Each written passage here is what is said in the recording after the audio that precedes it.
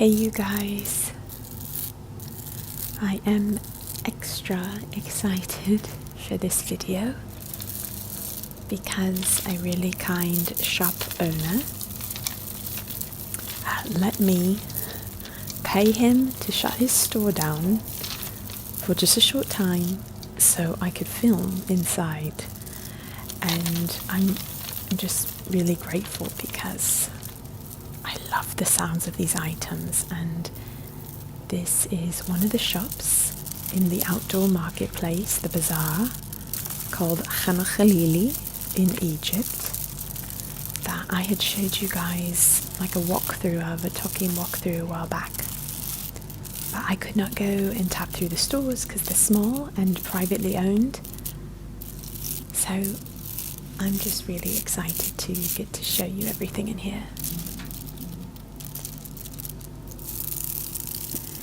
This is a stone shop and what he calls a statue shop. So this side of the shop has stones that are both on jewellery like this, as well as in just stone form, as you'll see soon.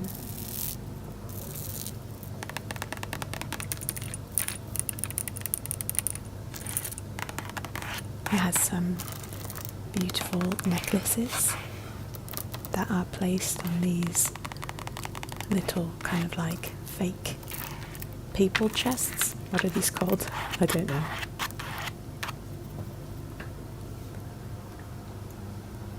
And it's got lots of different colours and styles and designs. Beautiful necklace made out of stone.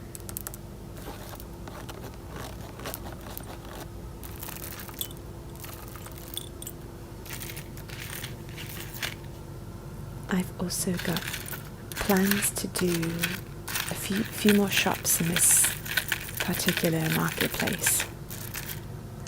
I want to do a belly dancing shop because all of the kind of jingly items on the dresses will be very tingly, I think.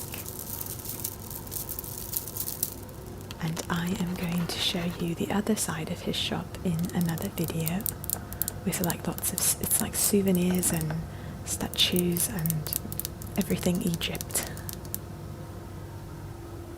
and then a few others as well.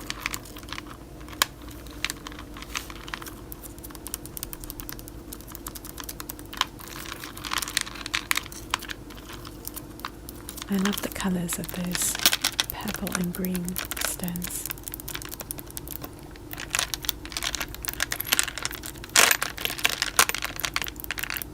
Some turquoise stones, orange coloured and kind of a brown, and this basket was glorious. I love all of the different colours and shapes. The store owner knew a lot about just all the different stones and crystals that you will see. These are those nice stone rollers for your face. I've always known them to be called jade rollers, but I assume these are all different kinds of stones. I don't know for sure.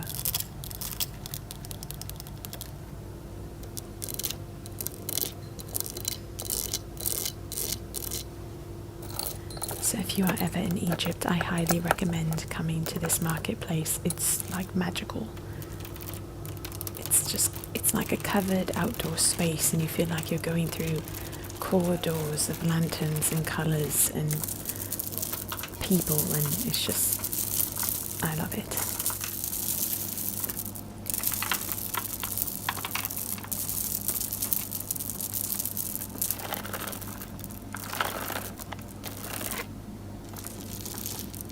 I thought these yellow stones were really interesting. I don't know what kind of stone they are.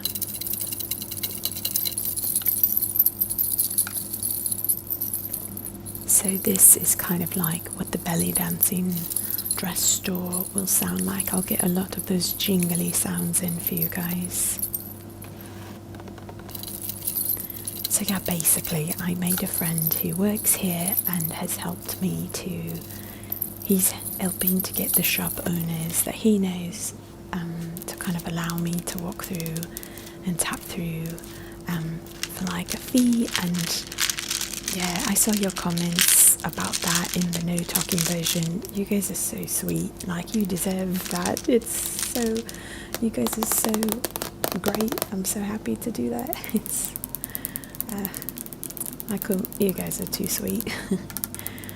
I'm very happy to do that, to do this little series, and just really wanted to show you these spaces. Okay, so these are the crystals. I was trying to be pretty careful because they're kind of like packed into these shelves, and I did not want to knock anything over. Thankfully, nothing broke or anything like that, but I just wanted to be careful because look at all of these crystals that he has in his shop. Different rocks, all of these rollers.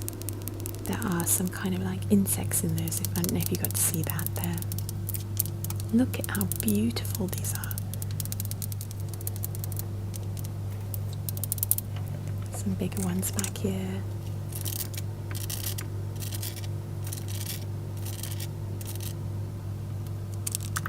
I had a bit of a limited time to film, so I couldn't go into great detail on each thing, but I'm hoping you can kind of get an idea for like the items that are in there. Look at this one, huge. I'm just thinking, like, one day, someone just comes up across a rock, right? Open it up and that's inside. Amazing.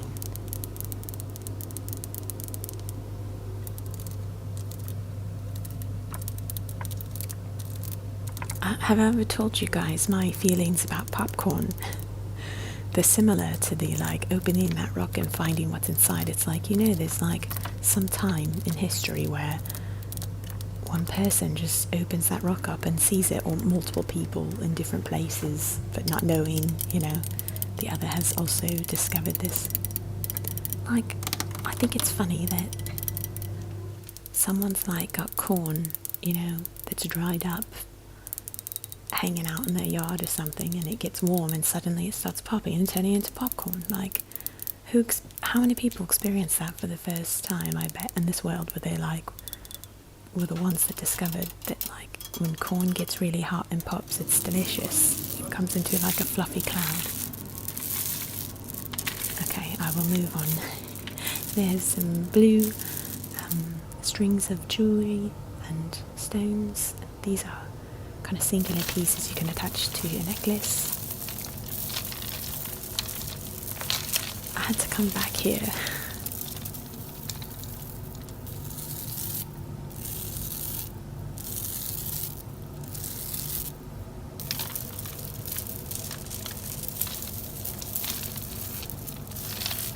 I just love the sound of these and the way they move with each other.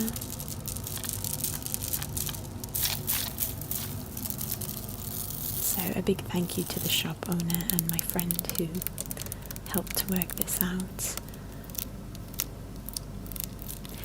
Look at these beautiful bracelets. Very colourful. And these are very fancy here in the back. Lots of glitter and glam on them.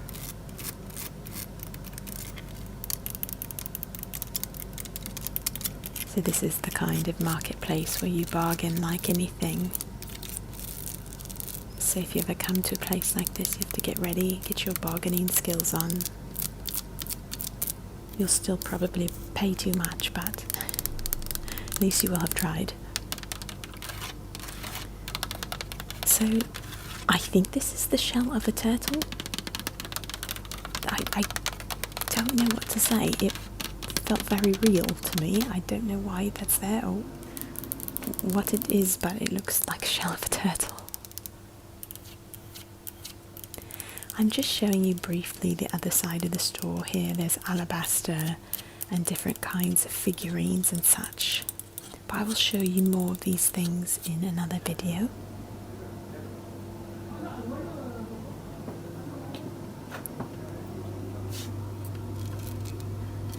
And this is another kind of, I don't know if it's rock, but look at how interesting it is. The way that it's almost looks like kind of like hair or something, you know, pieces and strands of it. There you go, you can see kind of, I think, what might be a scorpion inside of those stones. Thank you guys so much for watching. If you've gotten to the end of this video, let's put a corn emoji in the comment section because of the popcorn. Let's go ahead and put that in the comment section below if you've gotten to the end. And I really hope to see you guys in the next videos. I hope you enjoyed seeing all these great items. Bye for now. Hey guys, I'm going to do something I haven't done before, but I've gotten lots of requests for this. I'm going to walk through an Egyptian grocery store and just kind of show you some of the items that are very Egyptian. I'm starting off with what's called tahina. This is a sesame paste that's used in lots of different kinds of dishes here. Lots of sauces. You can add it into a dish that's called ful, which is like a bean dish that people have in mornings, evenings. I'll show you that. But you can see here, it's used in hummus. It's one of the ingredients in hummus, but it's 100% pure sesame. So this is something you don't find, you can purchase it in the US, but here it's like all over the shelves, in everyone's home. The brand of tahina.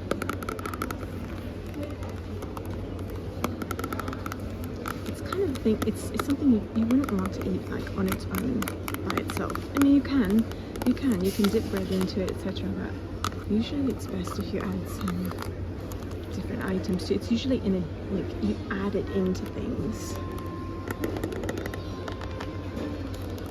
Okay, this is what I was referring to before. It's called ful, and it's a bean that you mix with like lemon, see all the oils, tahina, and it becomes a very delicious meal that we have with bread. There's so many different kinds. This is called fava bean. So in English it's fava bean. We don't commonly eat it in the US. I mean, we have it, but this is a fava bean. So it mixes where it looks not quite like this. Usually it's not blended completely. It's kind of more like this. This is what it looks like when you eat it. So some of them include like tomato, oil, tahina already, but some come plain and you can add your own ingredients to it. So this one's just plain.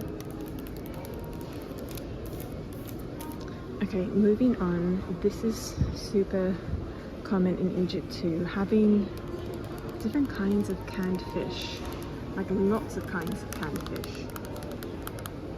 I am not a huge fan of fish already, so I can't get behind this and try it. I really just don't like it, but it's super common here.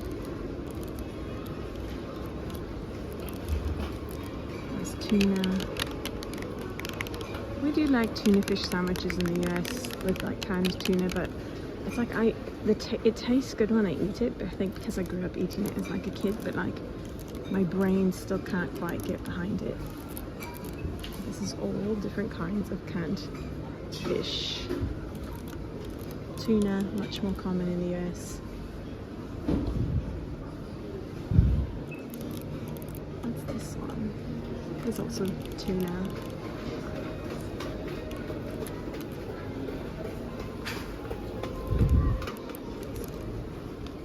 Another common find are grape leaves. Grape leaves are used to create, you fill them with rice. there are lots of different brands.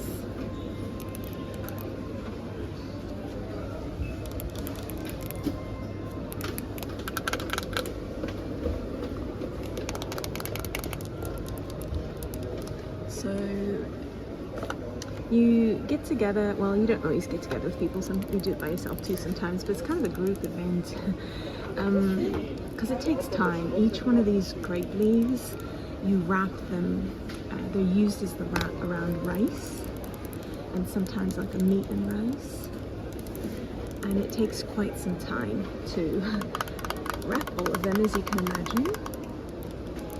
So it's called wara aynab, means like grape leaves. So lots of different options there.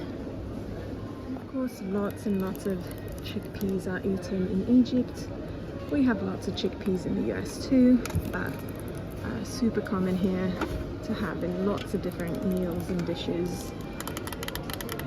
This is what's used to make hummus. In fact, this, like in Arabic, it's just called hummus. Even when it's like this, like we call this in English chickpeas, and then when it's mashed up to like what's it called, not sauce, dip, then that's what we call hummus. But here this is just called hummus. This actually says hummus in Arabic. Hummus musluk. And there you go, you can purchase it like this too. Wait, is it right? Yeah, so it says hummus tahina dip. So they've got the hummus, the chickpeas, the tahina, which I showed you in the beginning, and it's mixed into a dip. You usually would add some lemon, salt. I'm thinking in Arabic, so why I can't say the word oil. Zayt in Arabic, but it's, there it is.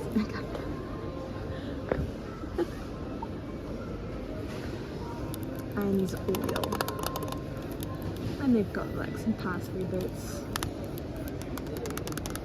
This section is really important to Egyptians. It's everything pickled. So lots of Middle Eastern cuisines include pickled vegetables. So this it says mixed pickles, but it's got carrots. I think that might be like a radish in there. They've got, what's that? I don't know what that one is. They've got, of course, olives. Let's see if I can see. No, I can't see. They add like garlic and spices, so they add, it's like, you know, you pickle things. Oh, it's a lemon. Look at that, it's an entire lemon. So this is a pickled lemon batch. Here you've got some chilies. More pickled lemon. This is usually what the pickled lemon looks like. It's got some spices. Got a giant batch here. So in the US, often like when we say pickle, we literally just mean cucumber pickled in like a vinegar of sorts, and it becomes pickled. We call it a pickle. That's like the only pickle we eat. But here, everything is pickled in the sense that it's put into some kind of vinegar or fermented, like fermenting process, I think it's called. Got some jalapenos pickled, lots of olives that are pickled, all different kinds of olives that are pickled. Now this is how we do buy pickles in the US, like this. I'm sorry, we do buy olives like this. I think I called this a pickle. I meant olive. Got the black olives, the green olives, all green olives. What else? Got some more peppers. This is a hot pepper. Got some Mexican peppers. More lemon pickle. A mixture of things here. So lots and lots of options. We're kind of in the grains section now. So this is something very common here. We call it talmeya. It's like falafel. You can purchase it in a pack like this. You can purchase it in different forms. This is like a dry form. let's see. There's one here I want to show you guys. Okay, this is something very common in Egypt. It's called lupine. We call it termis in Arabic, and it's like a bean that comes. You soak it and you add some like lemon and salt, and it's really, really delicious. It's like a snack that people have often here. And you can purchase it in like canned or dry like this. These are the fava beans, so this is like fool, what I was showing you before, the cans of the fava beans, called fool. Lots of lentils, lots and lots of lentils. There's some red lentils. I know they're orange, but they're usually called red. Oh no, it's called yellow. It's still orange though. Okay. The full brown lentils. More fava beans if you want to get them and make them yourself. Here's lupine again. It's interesting, when you add this to water they become quite large, and a really delicious bean that you can snack on. Okay, this is very specific to Egyptian food. It's a very common dish called macarona bechamel. It's actually like Italian, but it's like people in Egypt would say it's Egyptian. This is like what you can use to make bechamel sauce, which is like essentially a white cream sauce. You can see in here it looks kind of like a lasagna, but it's you got some meat sauce, meat with tomato, layers of some pasta here that looks more like a lasagna. People don't always use this kind of pasta though, you can do any kind. And then on the top you do this white bechamel sauce. So it just says it takes 5 minutes here. Got lots of options for that. Let's see. Okay, this is also Egyptian, hawashi. Hawashi is like a beef that you put inside of a like aish, like just bread, but here it's like, we call this in the US maybe like pita bread, maybe that's what we call it, I don't know. Flatbread. So you fill it, it's got oil and you bake it. It's so delicious. What have we got here? You know, I found that people love fried chicken in Egypt lately. It's like a big deal. So we've got lots of fried chicken batter, mixes and everything you can use. Hot fried chicken mix. And they've got other like spices and things too, but the big thing is fried chicken here right now.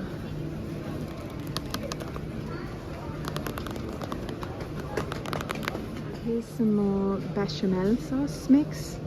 Again, it's like every family event has this. So here, see, they use like a regular like penne pasta here. That's more common from what I've seen. And here's more mix. Yeah. Lots and lots of options for that.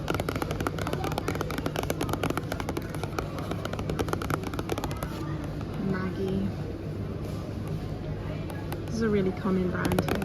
In this section, the lights like flicker just on camera, so I'm not going to like show you for too long. This is something that's really common in Egypt. There's tons of different versions of it. It's like a type of, the closest would be like kind of a cream cheese, but it's not quite that. It's called lebna. So look, I mean, it goes on and on and on, but I won't show you too long because the lights are like weird on camera. Same thing here again with the lights, but this is also really common. Fish that's like salted and packed like this. There's a certain fish that's like, it's kind of a joke, it's considered very, very smelly, but it's eaten on a special occasion here, so I don't know if that's here though. And then there's lots of different, kind of like a hot dog essentially, but it's made of beef. And of course there's like lots of feta cheese, so different flavors even, so chili, there's some here, this is a different kind of feta, this one has more like olives. This is specifically Istanbuli cheese, which is Istanbul from Turkey. Lots of different types of cheeses. So there's lots of mangoes right now. Look at this guy. Of course, just regular fruits and vegetables. This is like a really big grocery store. Typically, it wouldn't look like this in most grocery stores, but it is laid out differently here. So lots of different options of mangoes. So many options of mangoes. Beautiful. And then let's see, we've got lots of like dried. These are just like dried fruits, so different kinds of raisins, black raisins, white raisins. Cucumber is really common in Egypt. I mean, not just common, but like we eat these like, I think they're called Persian cucumbers in English, but we eat these smaller cucumbers here. There's like, the skin is thinner, so you can just eat them like an apple. They're delicious and refreshing. It's not like our cucumbers that are like really big, have a thick skin and lots of seeds on them in the inside. They're very different. They're the smaller ones. Sorry again that the lights look like they're flashing, but I wanted to show you the fish.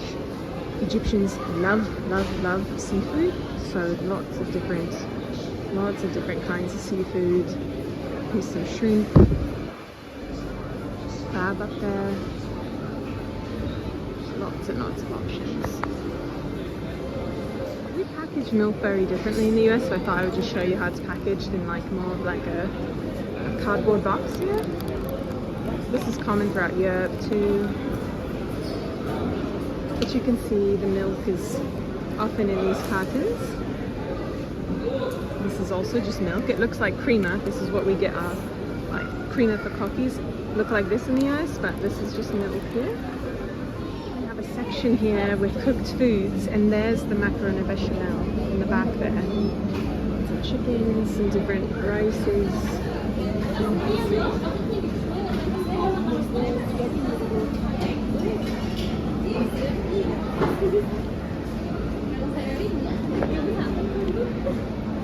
Desserts here often look like pastries. They're very like pastry-esque desserts. I feel like this is like what you'd see in France, you know? You don't see this as often in the US.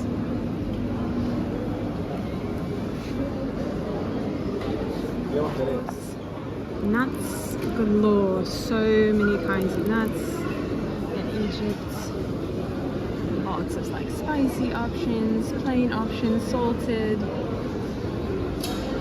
coconuts, dried fruit, dried apricot, I think that's dried plum, lots of little snacks and such. And there's some here too. It's common to find things like this everywhere. This is hazelnut.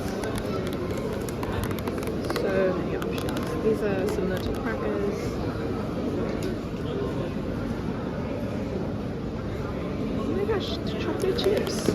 Actually really, I don't know, it's hard to find chocolate chips for me at least here.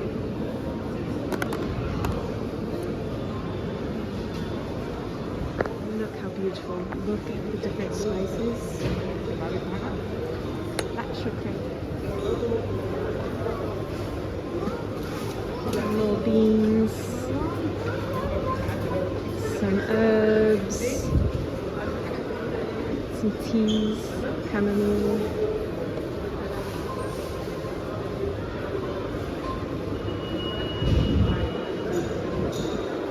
I don't know, this is oriental gum.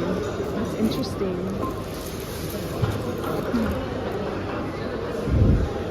More beans and lentils, black pepper, oats, cloves, cardamom, paprika, curry, cumin, no, curcum, this is turmeric. Different salts. I told you Egyptians love things pickled. Check this out. We've got cauliflower, everything, broccoli. Look at this. So much. Lots of olives, different vegetables, some chilies, more lemons, little onions. They legit love pickled things. Of course, dates. Dates are beloved in Egypt. All kinds of dates. I had no idea that there were like so many different kinds of dates, and some are like literally like eating candy. Look at all the options.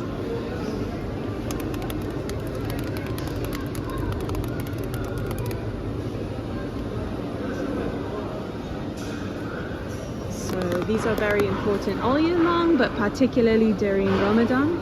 It's not Ramadan now, but it's just a very, everyone usually eats a date before they eat their meal after fasting each day. So dates become a big part of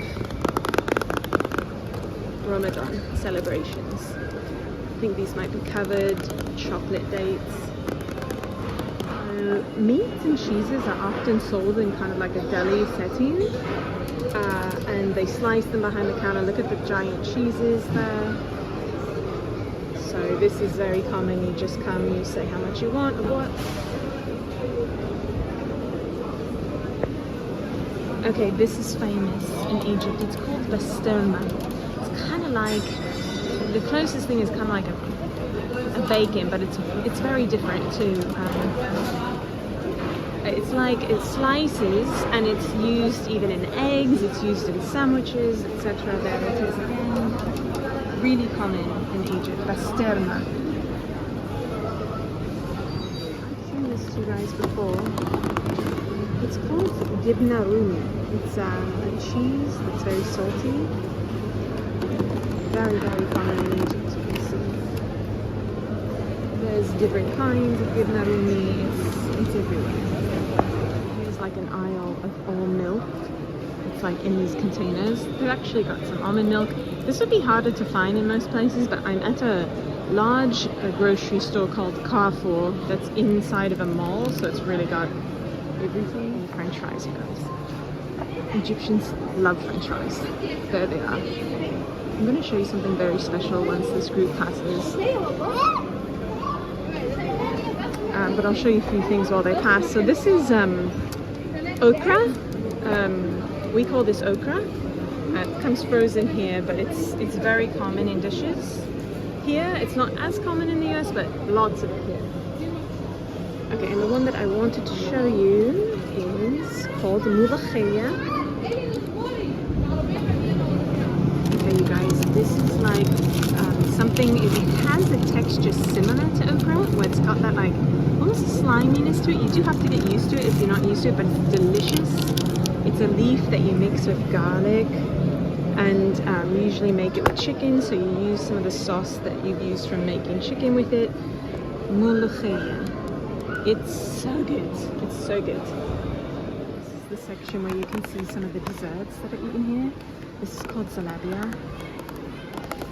This is zalabia. It's like fried bread dough with honey, or you can put chocolate. Different kinds of that sort of dish. It's a very, very sweetened fried bread dough. This is a very common, this is basbousa. It's kind of like a shredded wheat that's made into desserts. Ali is another very famous dessert here. You can add cream to it. It's called ishta.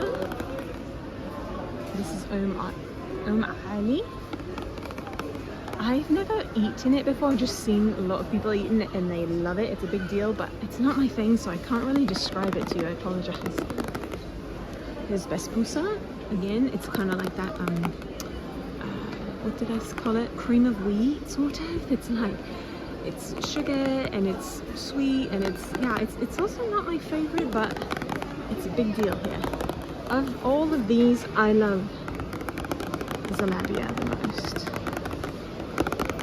And I actually don't prefer it with honey. I prefer it with white chocolate. I think this is the last thing I'll show you in the shop. This is very, very common. It's a spread. Again, this is another one that I have not eaten much of. In fact, I can't remember. I probably have eaten it, but I can't remember. Halawa is the name, and it's like a spread that's sweet. Let's see if I can find out more about it to tell you. I don't know the I'm seeing anything but like sugars and spreads, so I don't know. Maybe one of you guys can tell me what's it made from. Let's see. People eat this all the time. Okay, it's sesame paste also.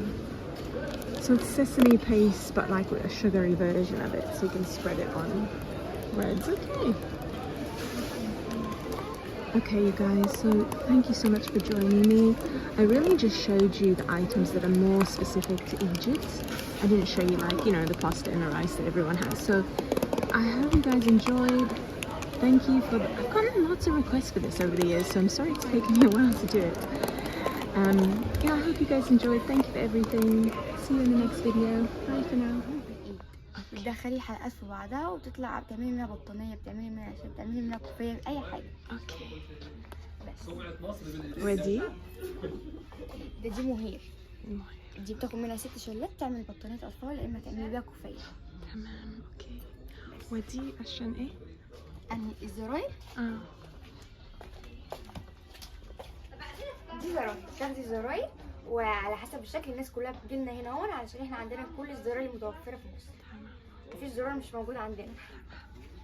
انتي جميلة قوي. انتي أجمل والله. تعالي نسوي مع بعض. شكرا قوي.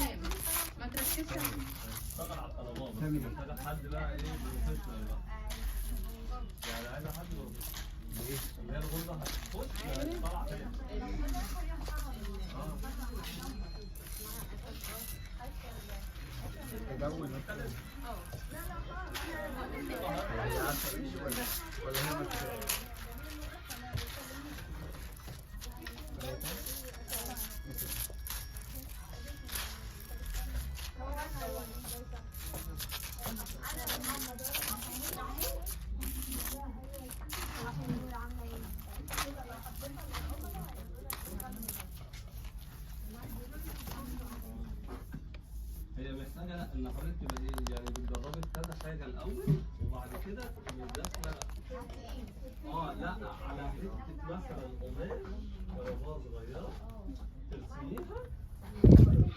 ترسميها وتشتغلي عليها.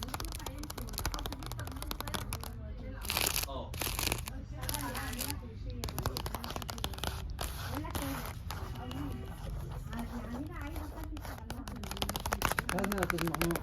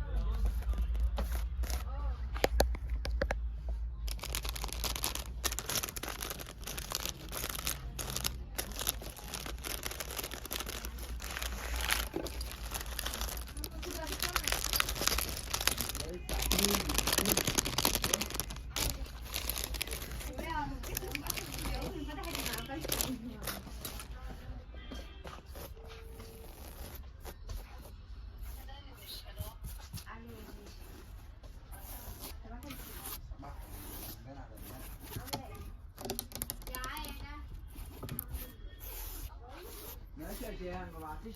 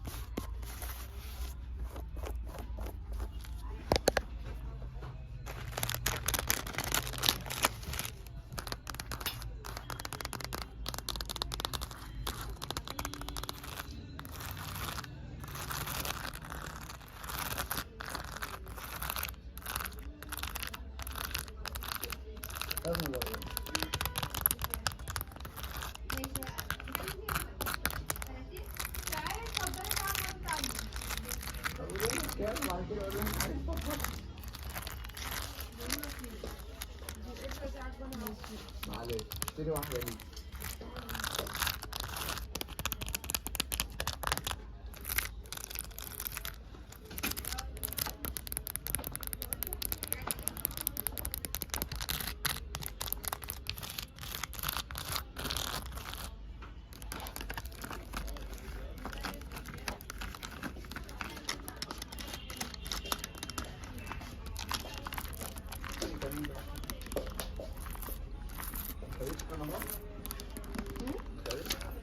لا كنت لا بس صغير. لا والله صغير.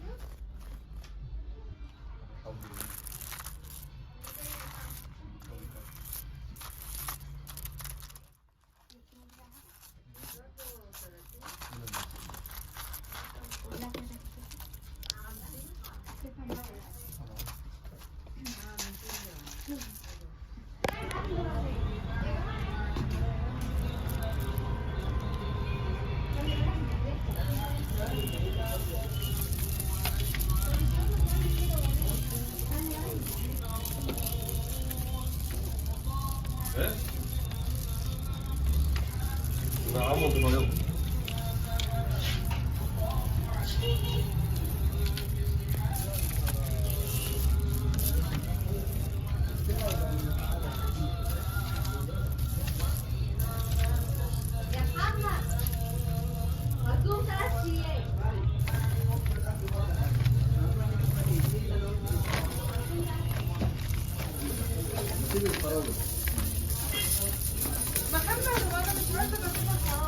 خلاص اجيب لك الشوكولاته.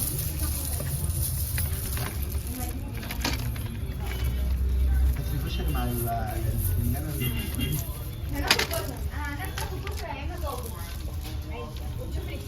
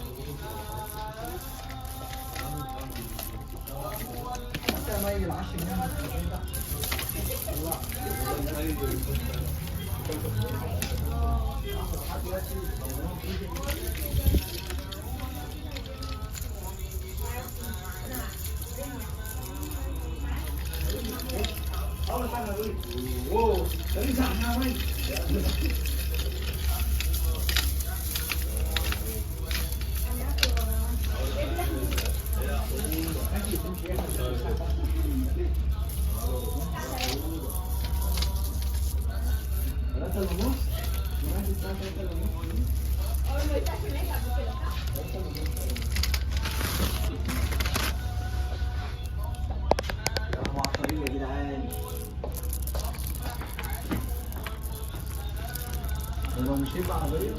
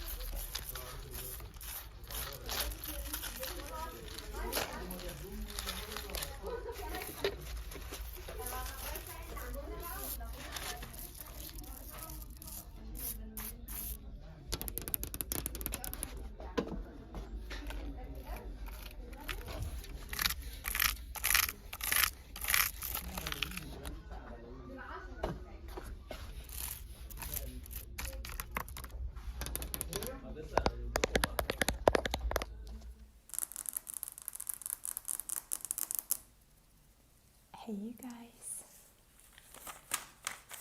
so in this video I am going to be tapping, scratching, crinkling on all kinds of Egyptian money.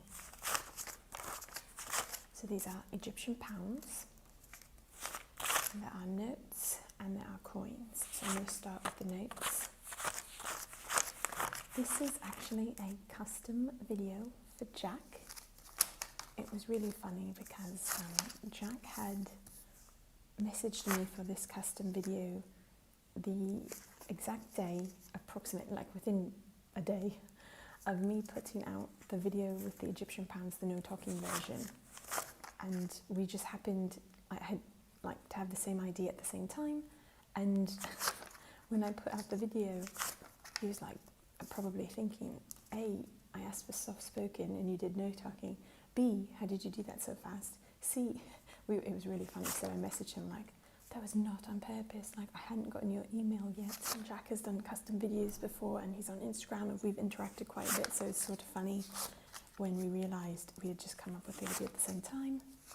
So thankfully I had just done the no talking version. So I will do the soft spoken version for him with I'm going to do some tracing. I'm going to do a little bit different from the no talking version.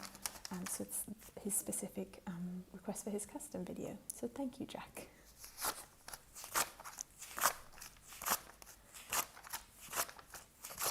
So the first notes that I am playing with actually are £200.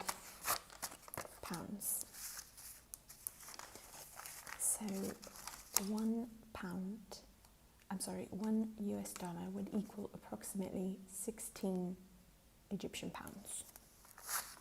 So when a $200 note would be approximately like, I think of like $12-ish. So it says the central bank, I'm going to move it back just a bit so it's a little bit more in focus, of Egypt. I was looking it up because I don't know what each of these things are and all the different notes, like what specific mosque this is. But if you want to know like the specific mosques or the specific things that are on the fronts and backs of each note, Wikipedia does have that. They have like a list of the front and the back and what it is, so if you ever want to know that. So that's £200. And here we've got, so the numbers are, actually this is a 2 and a 0, 0. So in Egyptian Arabic, or in Arabic, I guess I'll just say numbers are written differently, of course, too. And it's actually quite interesting because lots of the Arabic numbers sort of resemble the, let's call them the Western numbers, I don't know, and but they don't mean the same thing. So and play with this stack here because it's got all sorts of different notes in it, and I will separate and tap and scratch and show you guys, trace, etc. So I'm going to separate first. There's some hundreds here. Here's a 10. You can see here the 10, and this is a 1 and like a dot like this is 0.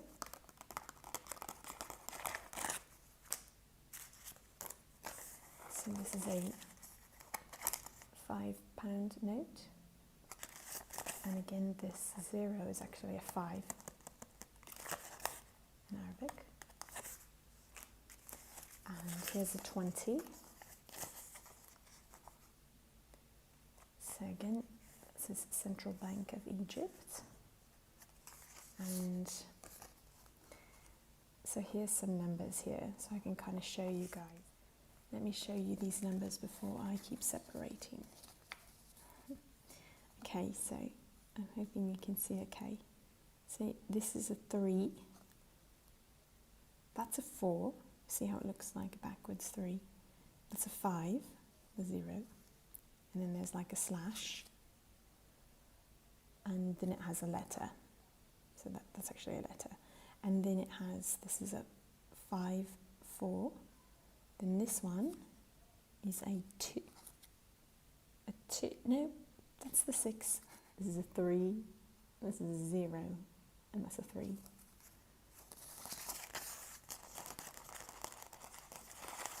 Okay, so that's our 20 note. £5.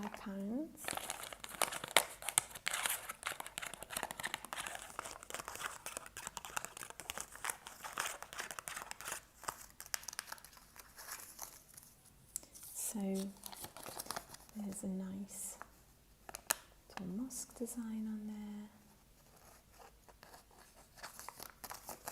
and it's £5.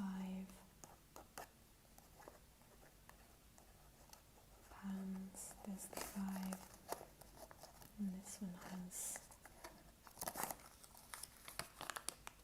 some kind of like hieroglyphics and design there. I don't know how well you can see this one. I have found that the 5s are like really worn. They're used a lot. This is actually a much nicer one. Look at this 5. It's been used a lot. Okay, so let's place that other 5s. I'll get some stacks going for you. Actually, there's another 200 note here. Sorry, £2. So TWOWNDRPOUNDS.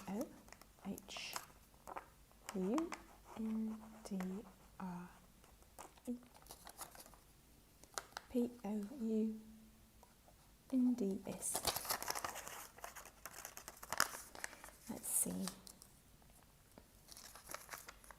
So this actually right here, this is Ghani in Arabic, which means pounds. So 200 Ghani. So yeah, and then on the front you can see it says the same thing, but 200 pounds.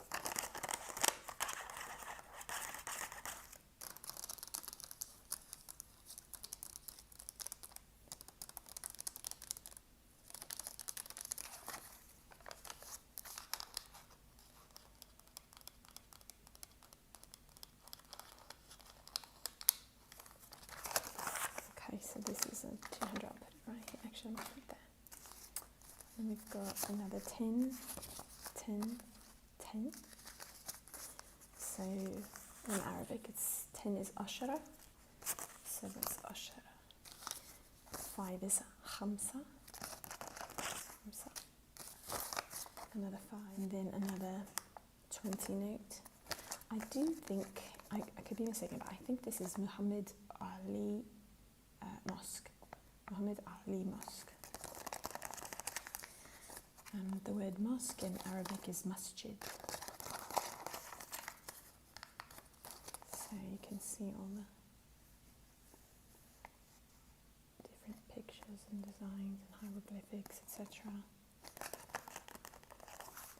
So I can't read this very well. Oh, it does say al-bank, so the bank. Never mind, I guess I can read this, I'm surprised.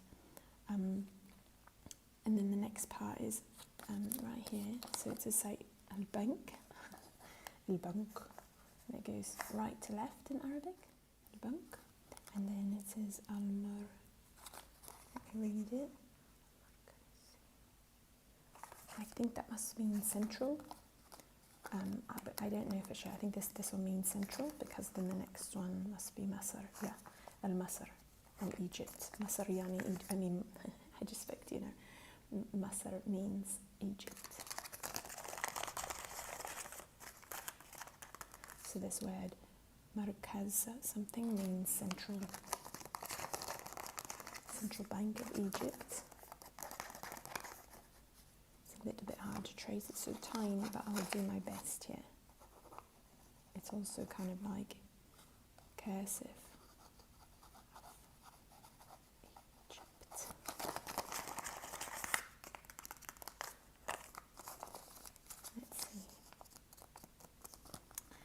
So here we've got 3, 7, 8, 1, 6, 5, 1, 2, 9, 9. And actually the 9s look the same as our 9s, as the 9s in the US, or 9s in the you know what I mean.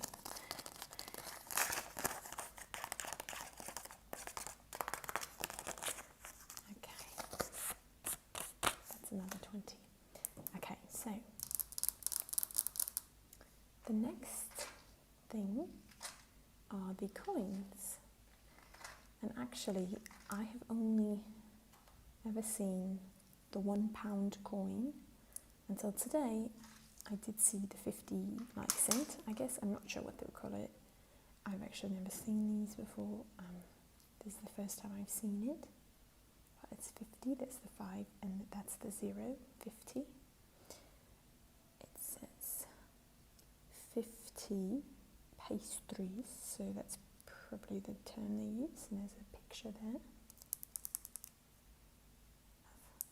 of a woman, I don't know who.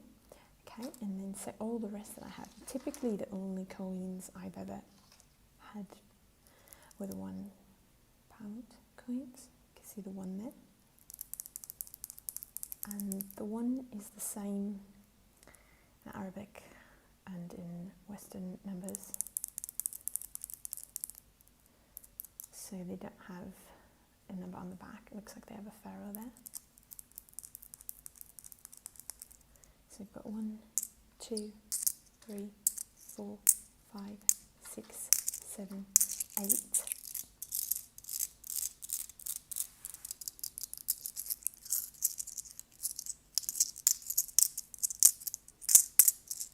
So the Arabic along the edge here is, I don't think I'll be able, yeah, it's really artistically done, and I'm not good at reading it when it's kind of that beautiful.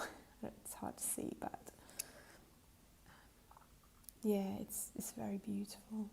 But it does say in English on the bottom, £1. I know you can't see them very well, but I want you to hear them at the moment.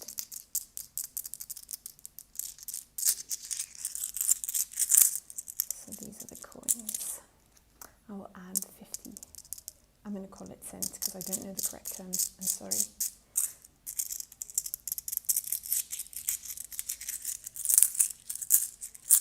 So if you ever come to Egypt, I would suggest, and I actually suggest this for anywhere you travel to, bring US dollars with you that you can exchange right off the bat in the airport. They might have an ATM that you can do that with a credit card, but just in case, so you can get where you're going. If you need to be able to pay in kind of cash for a car to get to your hotel or whatever you're doing, you want to grab some food right away and you need cash, might want to grab some in the airport. I do tend to do that even if it's just a smaller amount. And you can exchange your money. In the airport, you can exchange it. There are sometimes in Egypt they do have this, maybe not in every country, but there are places where you can just go to exchange your dollars for pounds. I have found that for me, I just go to an ATM with my credit card or debit card, and I just put it in and I say how many pounds I want, and they give that to me. And I do pay a bank fee. It's usually not very large, but you pay like a fee. It's like a foreign transaction fee type of fee. So you get that whenever you take money out of the ATM. You also get that if you ever use your credit card overseas. You'll have a foreign transaction fee. So it does sometimes help if you just go ahead and get a good amount at one time, and then just use cash, so you're not using your credit card when you purchase everything and paying fee upon fee upon fee. Okay. So those are the coins. And again, those are the only ones that I'm aware of. I don't think there are a lot of coins though. And I'm pretty sure that I saw on Wikipedia there's not very many, if those might be the only ones. So did do a video with US dollars a long time ago, like probably 3 or 4 years ago. Let's put these all the same direction. I love the sound of moving money, and like when you go to a bank and they're just like choo, choo, choo, choo. I love it. And I love when the tellers have long nails. It's like ASMR. So much ASMR, so many symbols. Okay, someone has written in Arabic here. I wonder, I can't read what they wrote. It's like quite scribbled on there, actually. No, I don't think so. So let's go through these quickly.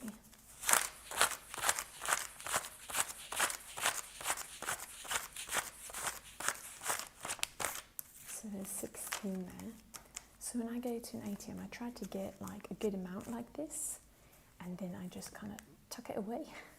And that way I've only paid one fee, and then I slowly just use what I need.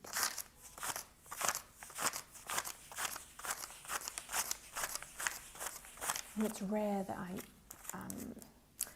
go somewhere that will take a 200 note. So I usually try at like the grocery stores to pay for something so I can get smaller notes. Because like going in an Uber and offering 200, they'll be, like they don't usually have change. Sometimes they might. Jack had also mentioned sharing any stories of like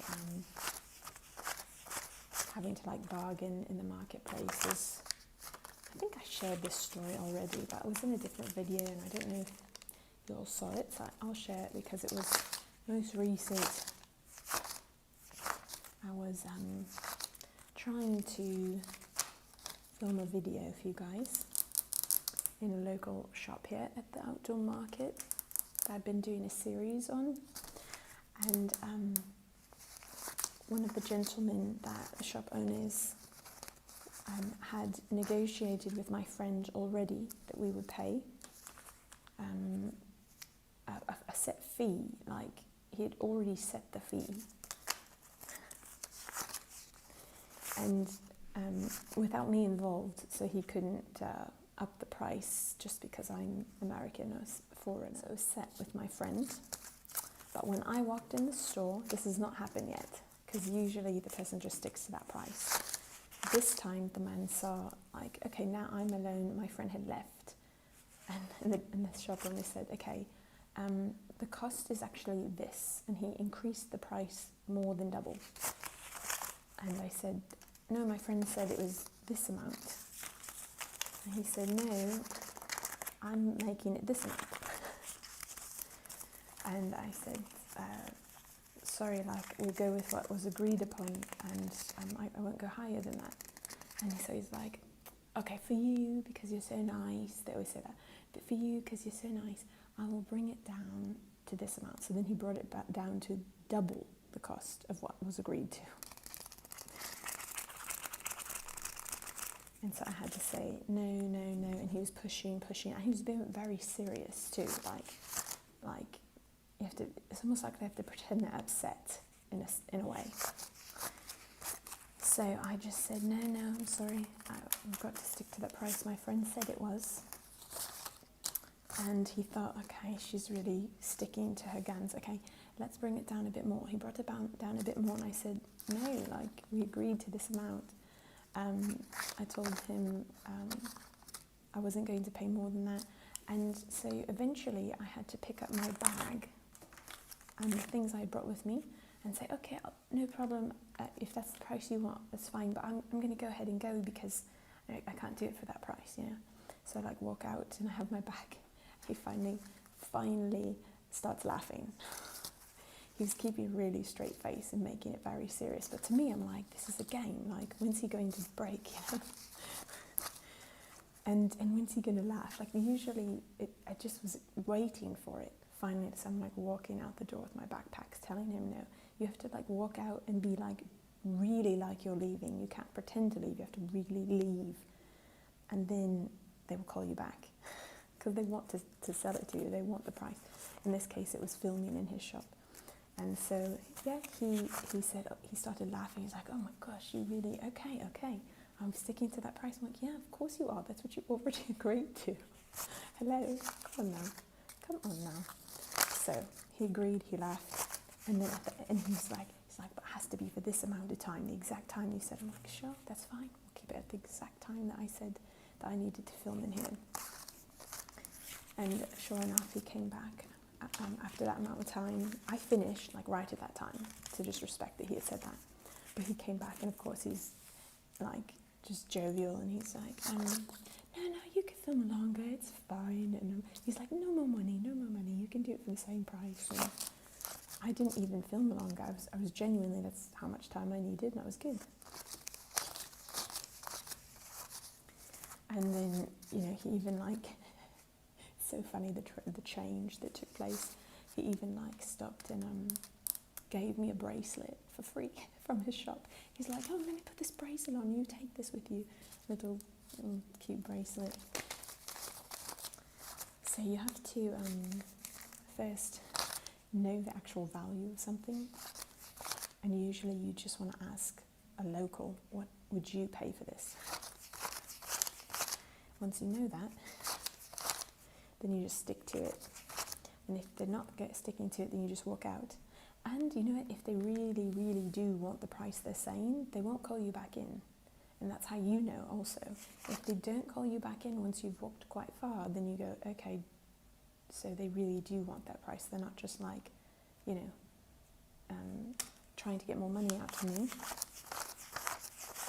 Like, so then you can choose if you want that for the price they're asking. If you're willing to pay what they said, then you can go back and pay that.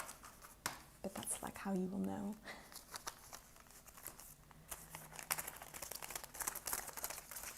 It's weird using cash, actually. I'm not used to it. In the US, I never have cash with me. Maybe I keep like one $20 bill in my wallet at all times, just in case, right?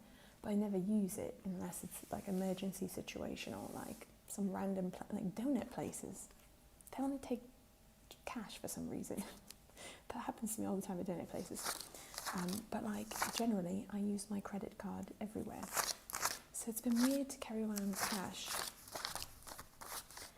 And the Uber drivers don't even like their app. Usually with Uber, you're signed up, like your payment is, your credit card's connected or whatever, and it will just pay them. You pay Uber, Uber pays the driver, etc. At least that's my understanding of how it usually would work in the US. But here, they don't have this, I'm going to go with almost never. I've never had it happen where the Uber accepted credit card that was attached to your account. So you always have to pay in cash. And it's sort of funny because I sometimes wonder, like, what if the person doesn't have the exact change? What if you don't have what you need? And this is what happens if that what if happens. So if you're driving, you get to your destination and I'm like, I only have a 100 with me or something, and it was 30, and I'm hoping they have 70 back, you know, that they can give me. But often they don't, you know, so that's why I was saying you usually want to have smaller notes. So when that has happened, where really that's what I had with me, and I would use the smaller notes for like the previous Uber or something, what they'll do is they literally, you just roll down your window, you ask anybody, they just start asking people, do you have change for this, do you have change for this, do you have 100 with you, we'll give you the, and it's really fun, really just everyone gets involved, you know, everyone, there could be like 3-4 people sitting there and everyone's like getting money. It always works out. You could just go to a shop nearby, like whatever shop is closest, the Uber driver will just like pull up, get out, see if that guy has change. If he doesn't, you go to the next place, and then just like backs up to your place where he was dropping you. Somehow always works out.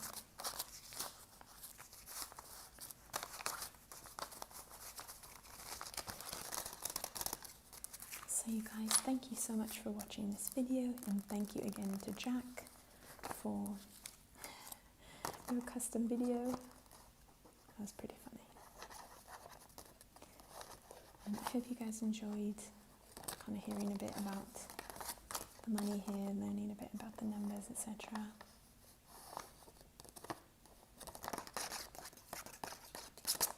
And I hope to see you in the next video.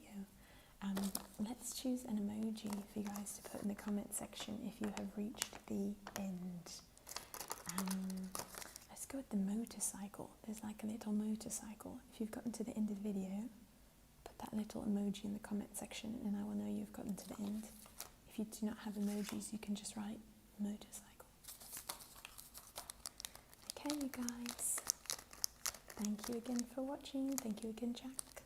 And I hope to see you guys in the next video. Bye for now. Hey, you guys. I am really excited for this video. As you can see, the pyramid there, I took video pulling up to it, and this is kind of all the video leading up to the pyramids. So in this video I will be doing some ASMR, tapping and scratching on the pyramids, doing some air tracing, and this is the talking version, and I will just be sharing a bit with you about the pyramids and about what it's like here. So I really hope that you guys enjoy. These are the Great Pyramids of Giza, and that is the Sphinx right there that you can see. I kept the background noise in because I sort of wanted you to experience it. I just kept it a bit lower so as to not distract too much. So if you did not know, there are actually 3 pyramids if you ever visit the pyramids of Giza. The small one in the back there behind the camels, this middle one, and then the large one. I wanted to show you what it looks like kind of from the very bottom looking up.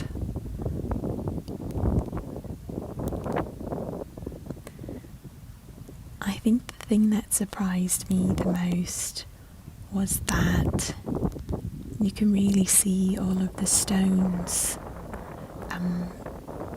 just like blocks on top of each other that you can literally go and just like sit on.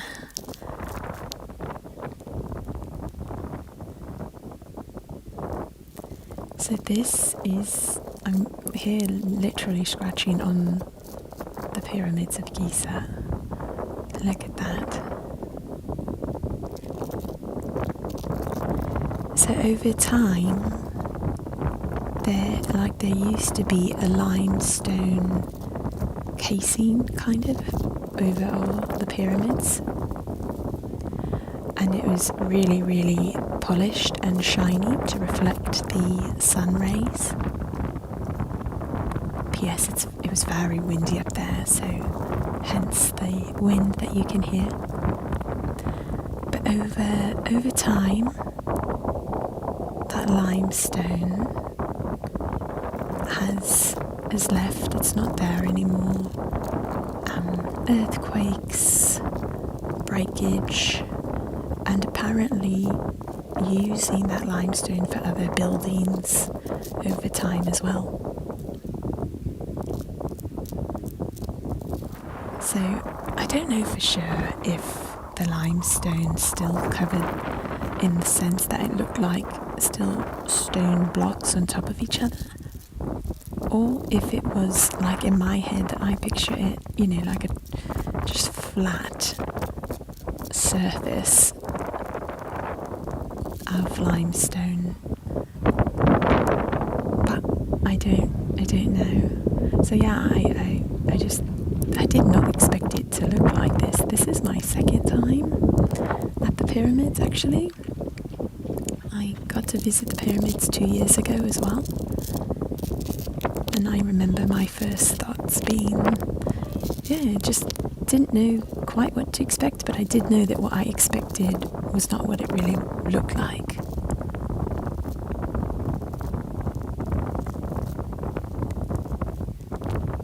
So if you ever visit, you get a ticket to enter this entire like large area, and if you are a foreigner, you will pay 200 Egyptian pounds, which is approximately 12 US dollars. If you're Egyptian, you pay 10 pounds, which is very, very small amount. I was able to get in though with the Egyptian price because I spoke to them in Arabic and I brought my passport, and my last name is still Egyptian, so they let me in with the Egyptian price, which is really nice. And then once you enter, you can choose if you want to walk all the way up, or you can choose to take a carriage like I did. It was a horse-drawn carriage and it will bring you up. It's quite reasonable. But again, I paid the price for locals, and I think I paid £150, so like 10-ish dollars, US dollars. If you're a foreigner, then you're going to pay a bit more than that, but for me it was worth it, time-wise. Also, when you come to the top, there are lots of like camels that you can sit on and take pictures with or ride. I will show you one in a little bit. And there are, tours that you can take if you want to as well. You can pay for that if you want to hear all the details and facts about the pyramids. The person that brought me up was really cool. He didn't even ask me any questions about what in the world I was doing. He said like, okay, I'm going to bring you to this pyramid and that pyramid, and I'm just going to let you get out and do what you want. I can walk you around, I can tell you about it, I can talk to you about it. I don't know, it wasn't like a tour that I paid for, but I think he was just going to, show me about.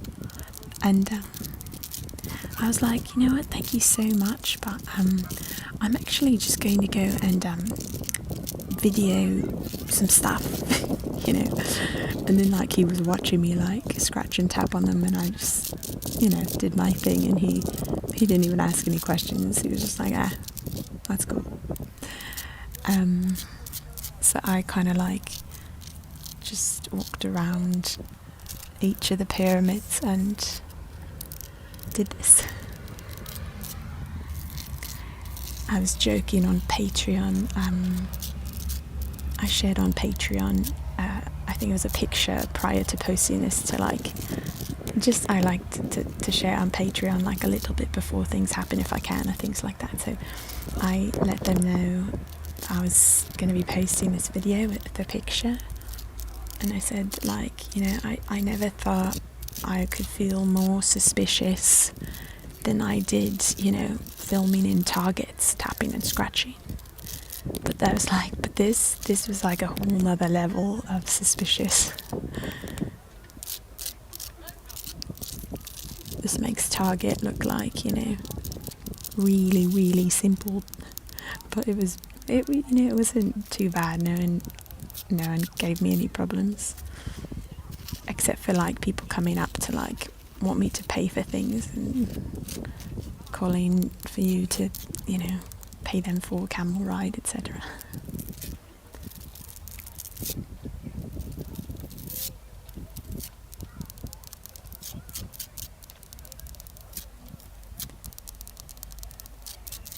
So I'm staying in a place that's about an hour drive from the pyramids.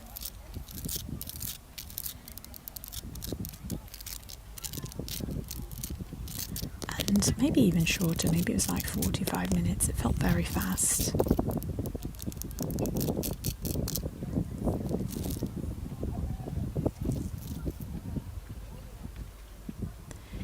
So I went to 2 of the 3 pyramids, but you can go to all 3 if you want. The largest pyramid is thought to be made of over 2 million stone blocks, and the thought is that each of those stone blocks weigh between 2 and 50 tons each. And it's this kind of amazing thing in the world where no one can figure out how the Egyptian people transported the stones, how they built it. It's very mysterious, and like people really, they don't know how they transport it. There's theories and such, but those are very large stones, and for the time when they were built, it's quite remarkable. Although it makes you kind of realise we just don't know very much about, like, I have some people in my life who have theories about technology actually possibly being maybe not technology, might not be the right word, but like maybe construction abilities or things like this actually being more advanced than potentially they are even now. That they were very advanced, then dropped and then came back. There's so many theories out there. There's a camel, this little guy. The guy told me that his name is Charlie Brown, but don't be fooled. They all tell you that their camel's name is Charlie Brown. At least in my experience. It's cute the first time, so I get why they say it. But then once you find out they all call their camels Charlie Brown just for your sake, to make you smile, then you realise, like, I want to know the camel's real name. I pet him a little bit. You hear him. Look at how colourful his outfit is. Have you guys ever seen a camel get up and down? It's literally like they have to bend like 4 different ways before their legs like get up. It's really weird. Like their legs bending, I think it's like 2 different places. It's as if he has like 2 knees. Like if we had 2 knees, you could bend in lots of different ways. That's the carriage that I came in, with the horse that I came with.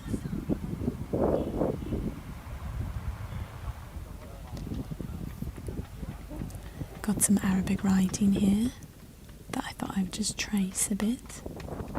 I can't read that, I didn't pay too much attention, but let's see, here's another view. So this is the second pyramid that I visited. And I actually feel like it looked a bit different. This is just kind of, you can see the road, people are coming up and down the road on horses and such.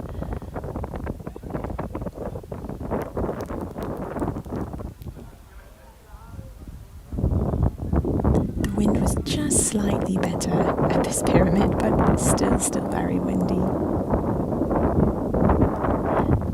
I felt that the stone blocks were more intact on this pyramid, and it's interesting because this one is surrounded by a rope that keeps people off of it. So I don't know if it's more preserved and they want to keep it more preserved. I don't really know the reason, but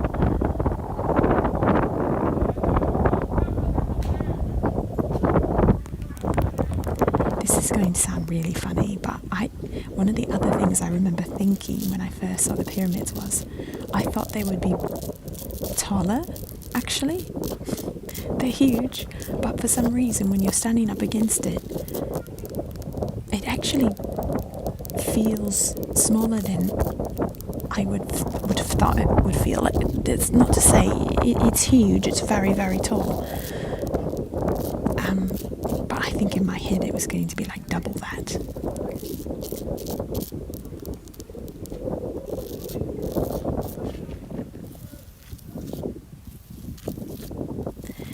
So in the largest pyramid, I believe, there's something inside called a granite coffer, and it's one huge piece of granite.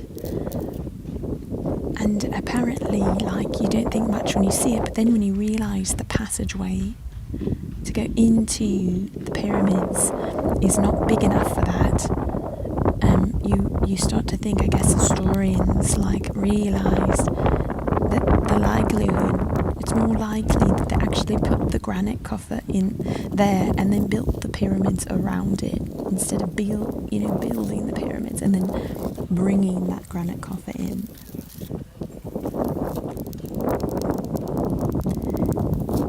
You can also pay to go inside of the pyramids.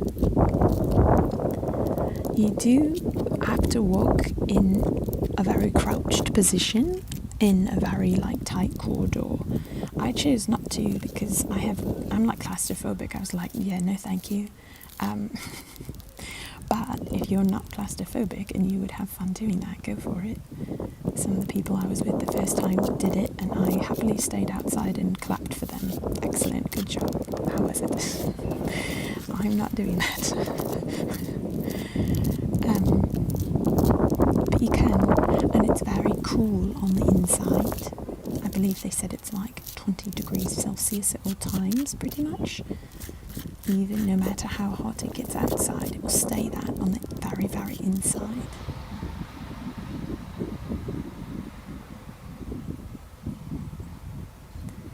I also thought it was very interesting, but these are like the 3 most famous pyramids in Egypt.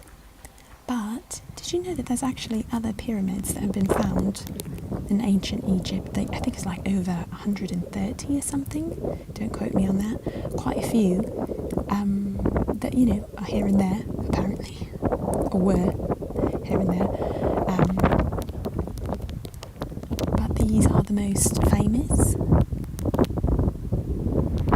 And I don't know if those other pyramids still exist or if they are no longer. I'm not sure. I just know that lots of others were discovered, like lots and lots.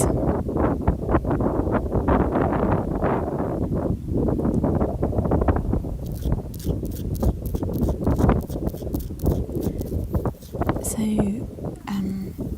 this is that rope that is like all around the pyramids. This particular one, I mean. The other one, as you can see, I can walk right up to it and tap right on it.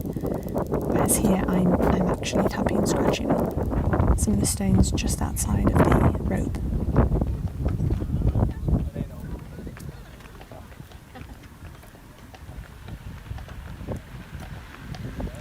So I'm coming back down now, kind of showing you what they look like from a distance.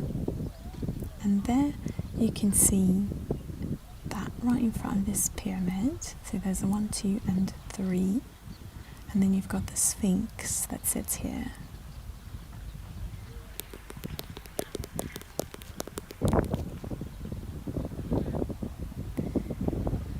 I'm going to walk up to the Sphinx now. So I've come down the hill there with the horse. And I'm going to now walk from here up to the Sphinx and kind of show you what is going on over here. They've got these really cool corridors you walk through to go to the Sphinx.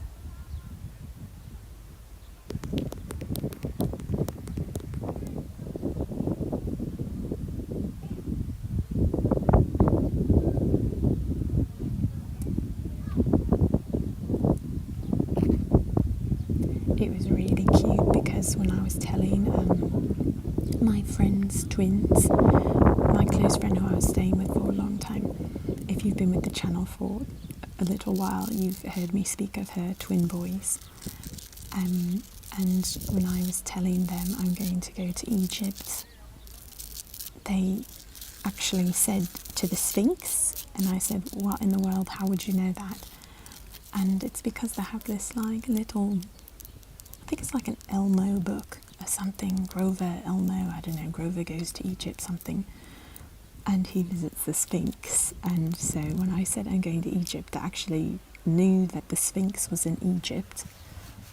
So you go through these really, really tall, beautiful corridors. Just stones again. Look at that. And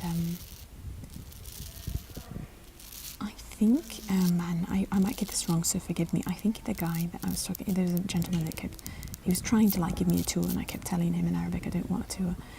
I think he said that was granite, and the ground actually might be alabaster. I'm not showing you the ground yet, but I believe he came and said this is granite.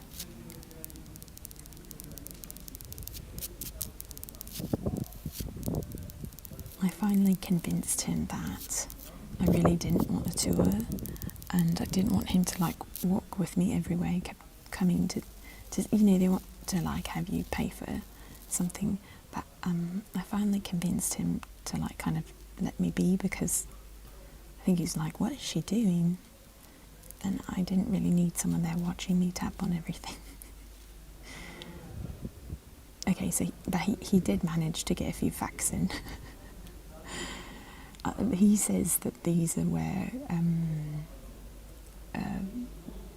coffins were laid in each of these places. I'm giving the wrong word for coffin, like the pharaohs, and I'm not going to try to pretend like I know exactly what he said, but generally speaking, that was what coffins were.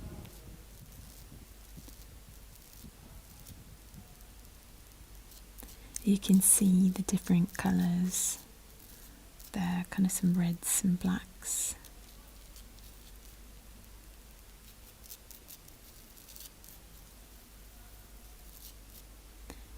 So that you can kind of hear some people behind me. If you hear closely, they're doing like tours for like a lot of people come. See there, those people. They'll come in like tour buses and stuff and get a tour guide to show them through and tell them all the details, etc.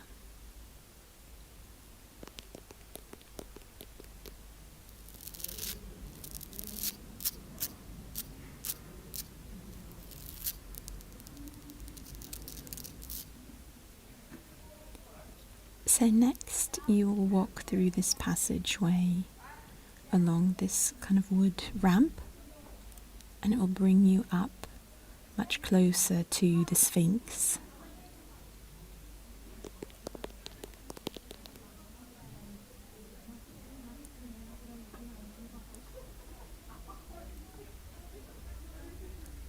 There are usually, at least the times I've been here, there's quite a few people up here.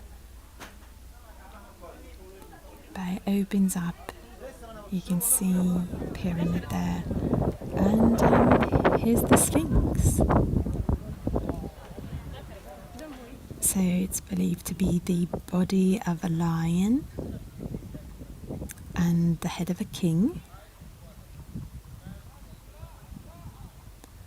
It looks like they have some, I don't know if this is just a way to get to the back there, or if it's construction or what's going on there. I felt like this was there 2 years ago also.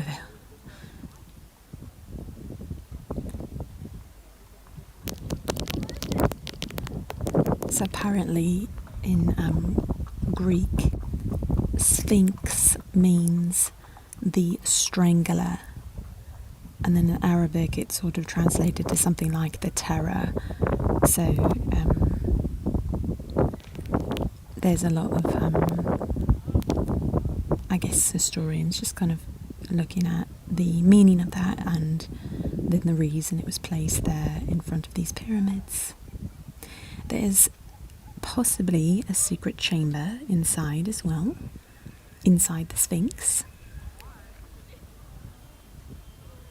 And you can see all the different homes there in Giza.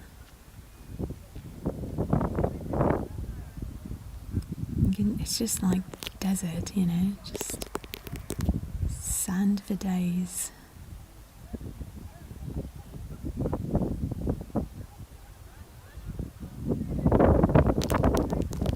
So they've got like these these gates around the Sphinx.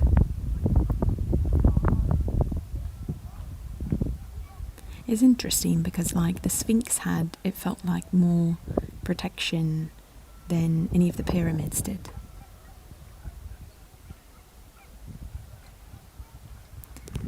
A lot of locals will come and do horseback riding at the pyramids.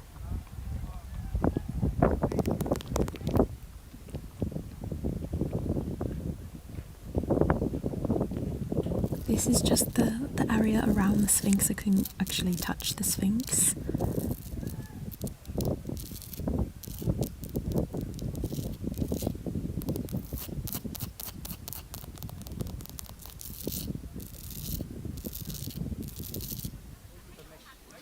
And as you exit the pyramids and the Sphinx area there, of course they've got all these nice little items you can purchase, tourists to take home, souvenirs. I thought I'd show you guys because it's kind of fun to see what's along here. I think that's alabaster. Lots of jewellery, bracelets, headscarves, some magnets, and they've got lots of like actual pyramids, like not actual, like little statues of pyramids that you can take home with lots of different designs, and each set has 3, small, medium and large. Here it looks like some bags. You can see some of the pyramids there on the bottom right. Different cups and plates and some kind of more costume outfits and lots of other items. So you guys, thank you so very much for watching this video. I hope that it was interesting and relaxing for you. So if you've made it to the end of the video, let's go ahead. I always ask you guys to put an emoji in the comments if you've gotten to the end and hear which emoji it is. So let's go with that little sloth that's like hanging from the branch. Okay, you guys, thank you again for everything. Thank you so much for watching. Thanks for all of your support with the channel. I hope that you have a great rest of your day or night. And I hope to see you in the next video. Bye for now.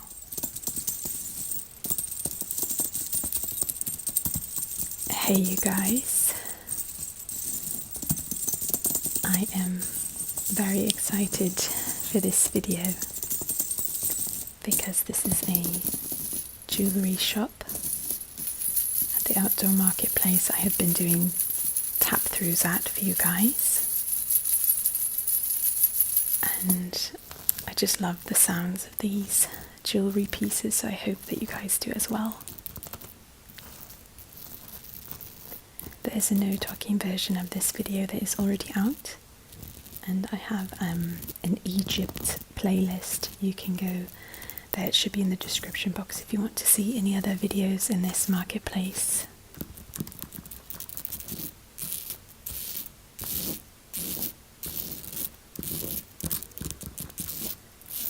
So we did get the opportunity to close this shop and kind of keep out some of the noise for you guys, and I think that it really helps that way. You kind of can hear less people talking in the market, but it's quite a busy market, so I'm really thankful to the shop owners once again for letting us film in their space.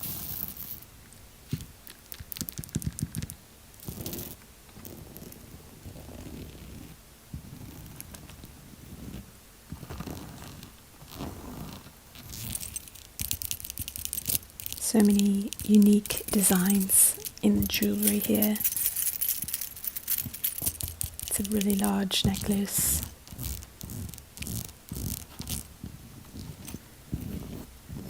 These black and gold necklaces are almost like a thread almost, or some kind of material. And all of the jewellery here is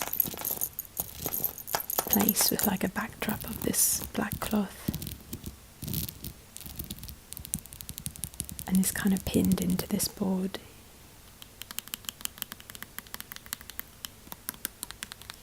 I love those rings.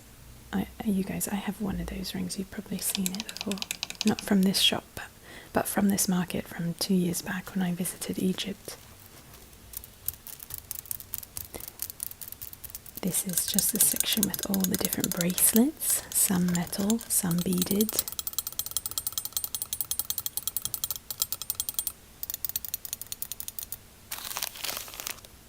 They have little packs of bracelets that you can get there.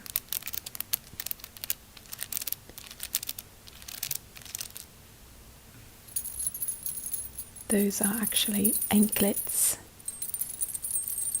that you can wear around your ankle along with like a belly dancing belt and a galabaya.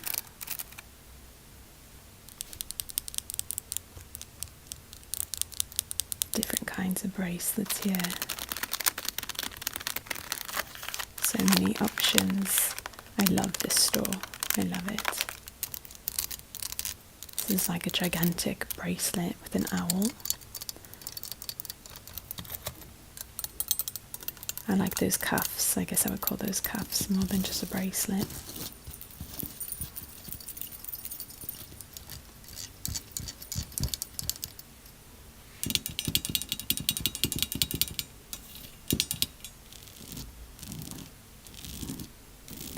So these are like quite large, like kind of like maybe you might call it like chunky jewellery, like it's quite large, like statement pieces. When I have jewellery like this, I like to wear it actually with black, so this background is really nice for it, I think. This piece here, I have one very similar to this that I was given as a gift a number of years ago, maybe even 8 years back. It was from here too, from a family member here who sent it back with another family member as a gift to me, which was really sweet. I love these the most in terms of sound.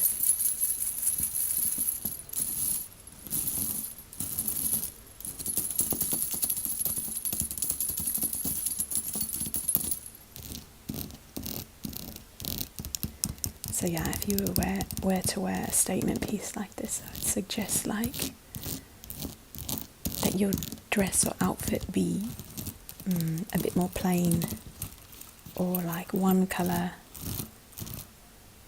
depending, you know, like go for whatever you want with your style. It might be fun to be super eclectic too and have like everything mismatching, or just like tons of different designs and colours too. But yeah, I tend to wear something like a bit more plain when I have something, a necklace like this. That's just my style, so I would wear like a black dress with this.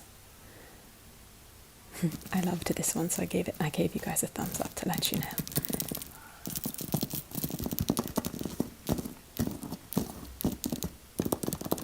Some different metal pieces there. Very jingly. Love the jingles of the jewellery. And then they have this section with all the earrings that are also pinned onto this black kind of backdrop. Lots and lots of different options if you look closely. It's all motorcycles and all sorts of things.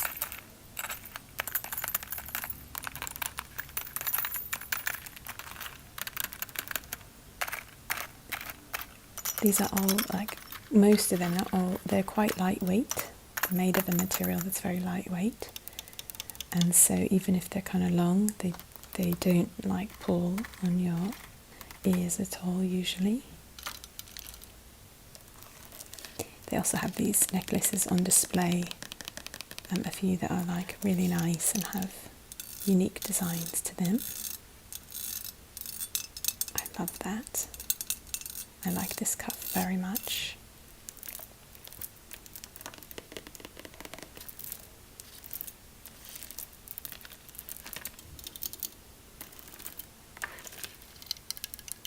kind of a turquoise stone here.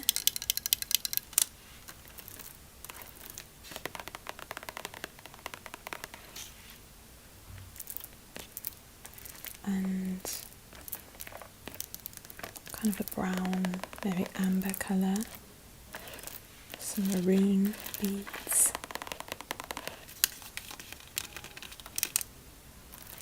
I'm just curious, like, some of you asked in the no talking version, like, what would I purchase from this batch? Or like, I got a lot of you asking for like a haul of the things I've gotten from Egypt in terms of clothing and jewellery. And I can definitely do that at some point. I'll try to remember to do that. I have shown clothing recently in a clothing haul. It was a whispered walkthrough of an outdoor clothing market. But I'm curious, like, oh, I like that one too, what you guys like would get from these items, because you've mentioned like being like, oh my gosh, I'd buy so many things. Like, are there any specific ones that you could describe that you would want to get? These things, I just want to do like a whole video just with the necklaces and bangles and anklets with these jingly bits on them. My friend has a belly dancing belt that I might borrow and do a video just with that, with the sounds, because they have those little jingly metal pieces on them.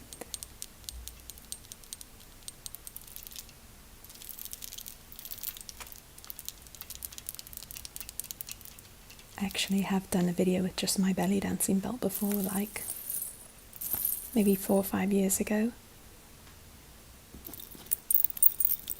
because I had two. I think I still have them. I have a white and a red.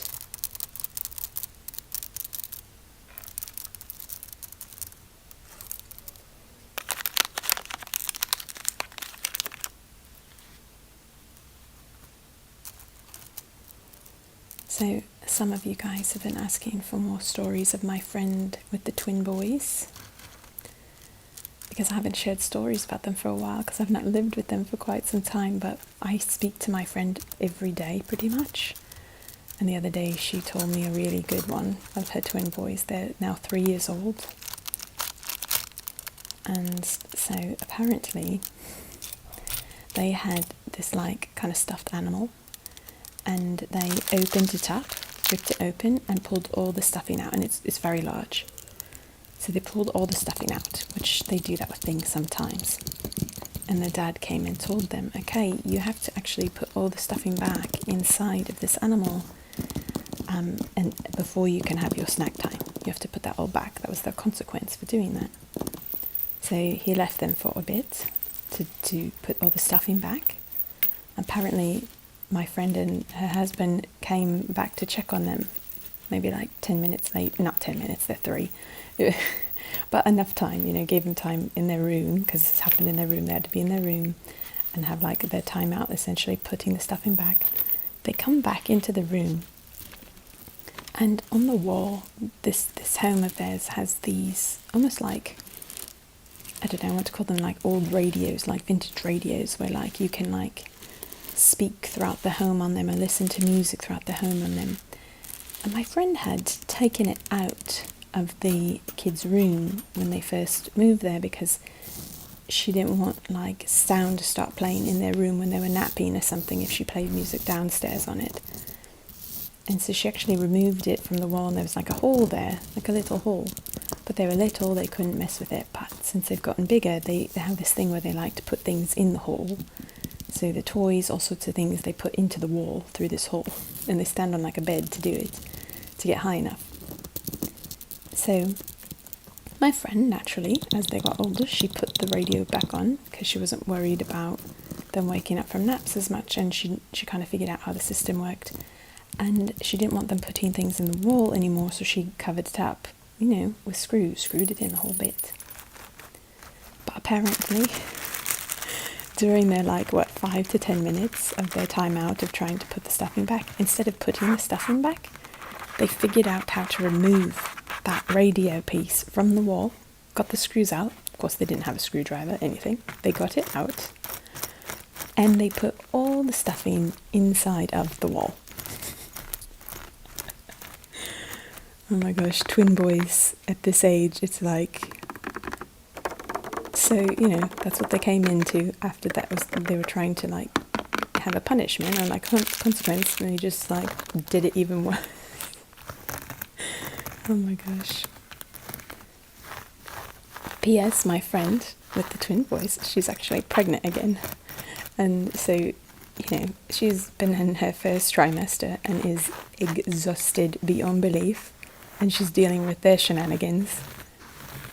Thank God she just entered into her second trimester and is feeling a bit better. But, like, oh, my heart was, like, going out to her so much. So that's the most recent wild adventure those nuggets went on.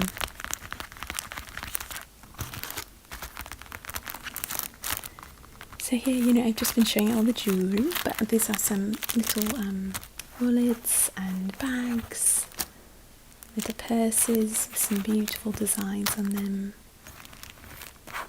I like the sound of this one in particular.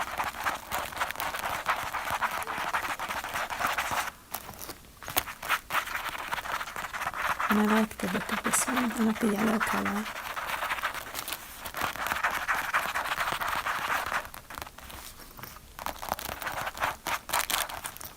So lots of like fun trinkets that you can get. These bags in particular, I loved the gems on them and how great they sounded, the scratching sounds. And as you can see, they had them in many different colours.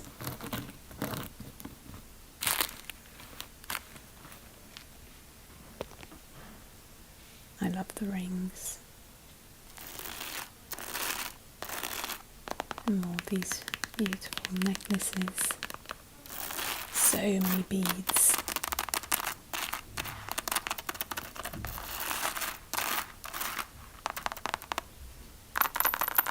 So as we reach the end of the video, if you've reached the end and you are here with me now, let's go ahead and put the like waves emoji in the comment section. It's like a wave, like a crashing wave. Let's put that emoji in the comment section to signify making it to the end of the video. They also have these beautiful sets of brushes and combs that are like really intricately designed with gems and little kind of like designs like this like peacock there.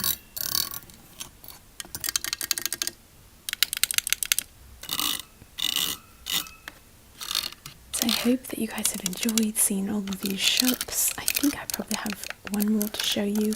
I don't know, let me know in the comments. It's like, there's tons of shops in this place. If you want to continue to see more, let me know. Or if you're like over it and you're like, okay, we've seen enough shops, let me know too.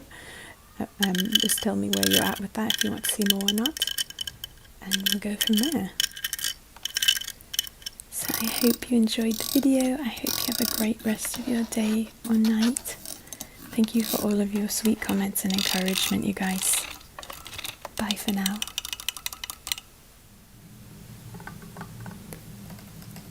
Hey everybody. In this video, I'm going to be tapping and scratching on all of the ingredients for an Egyptian dish called koshari, and then I will be showing you a bit of the slicing and the cooking process and of course the final product.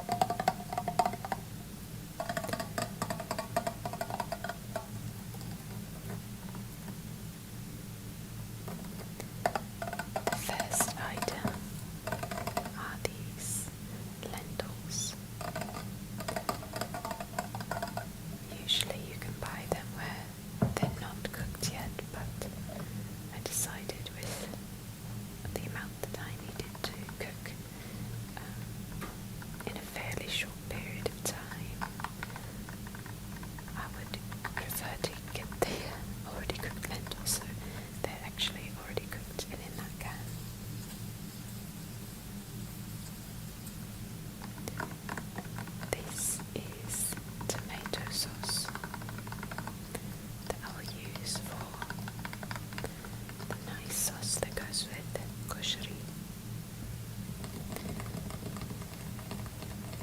koshari is one of the most famous dishes in Egypt.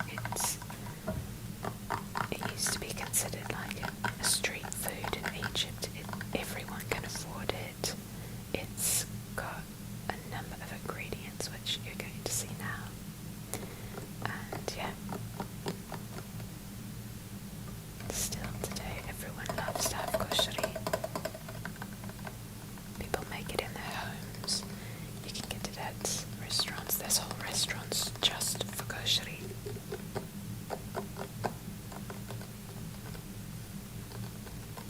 You can see I've got some onions on that, the wood block here that I had already cut out. I just thought they looked pretty. So, we've got some pasta next.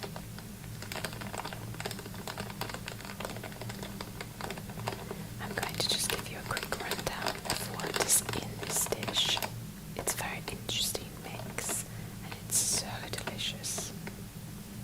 So you've got rice that's cooked with a pasta called vermicelli. It's different than this. You'll see how that works later. Then you've got pasta just plain like this one here. Then you've got lentils, garbanzo beans, a delicious tomato sauce that's got a bit of sour and delicious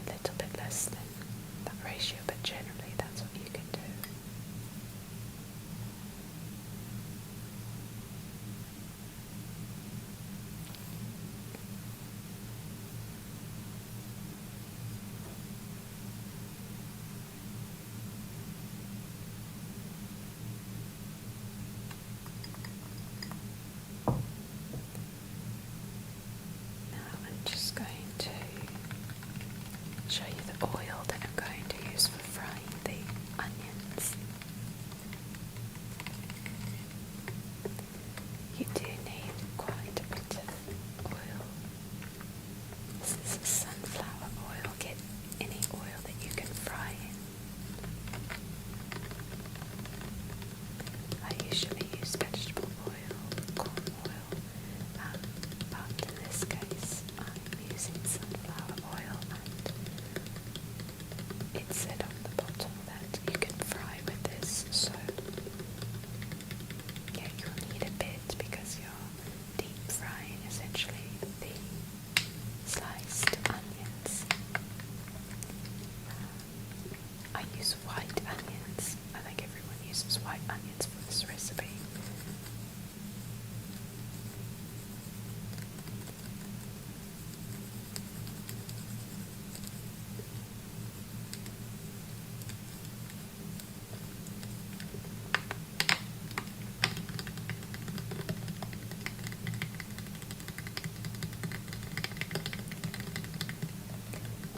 I also will use some garlic. I'm not going to tap on it at the moment. I'll show it to you in a bit when it's cooking in the pan. Long story short, I had to get some of the ingredients after filming this part of the video. Next is a spice mixture that worked for what I needed. It's a mix of 4 spices, and this is actually like a tagine mix, which is a dish in Morocco, but it's generally got some of the spices that I would put into the sauce for koshari. So I don't know if it has to be very specific things, but this is like, I believe a little turmeric, I believe a little bit of cumin, and a few, I think maybe coriander and one other. I recommend if you make this recipe to look up a specific recipe because this mix of spices is very specific. But it's a nice Middle Eastern mix that went well, so that I didn't have to buy a bunch of spices that my friend didn't have.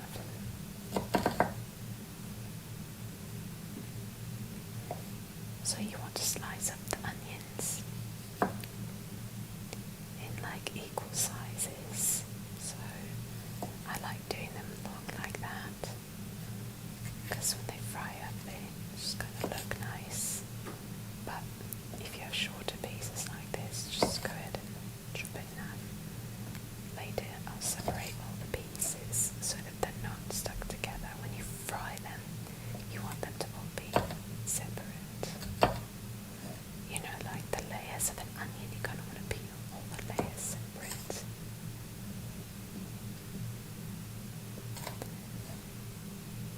I'm only showing you 2 onions here.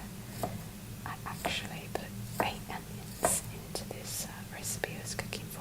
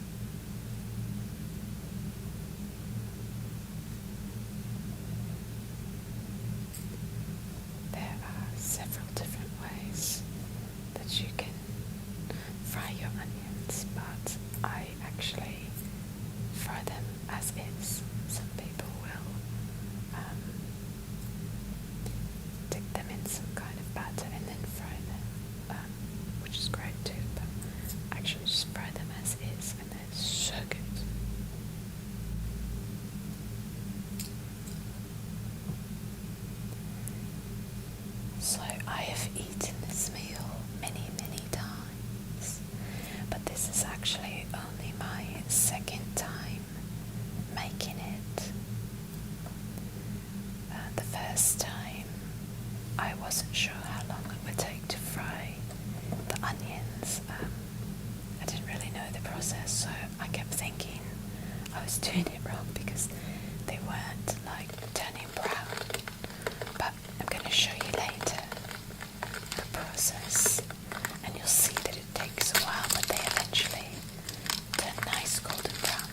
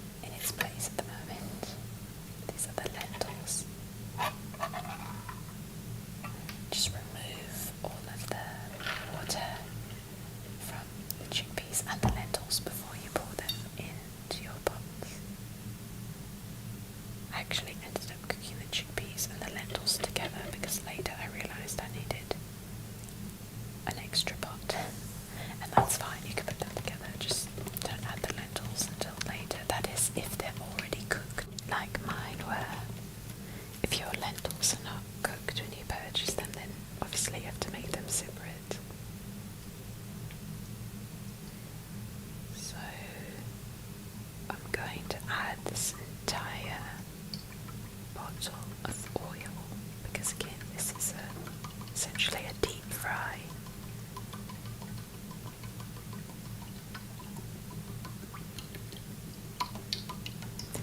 It's like splattering out. I have to protect myself from it. Just wanted to take a break and show you the beautiful view out of the kitchen window at my friend's house.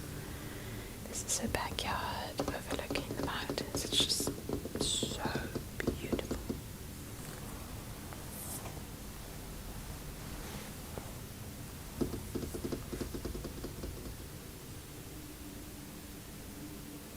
Okay, back to cooking. So I'm going to put some water in a pot here in order to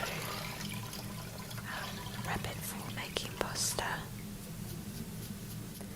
I like to add salt and oil to my pasta water. Sorry if you can hear a little talking in the background. You might hear some voices coming up.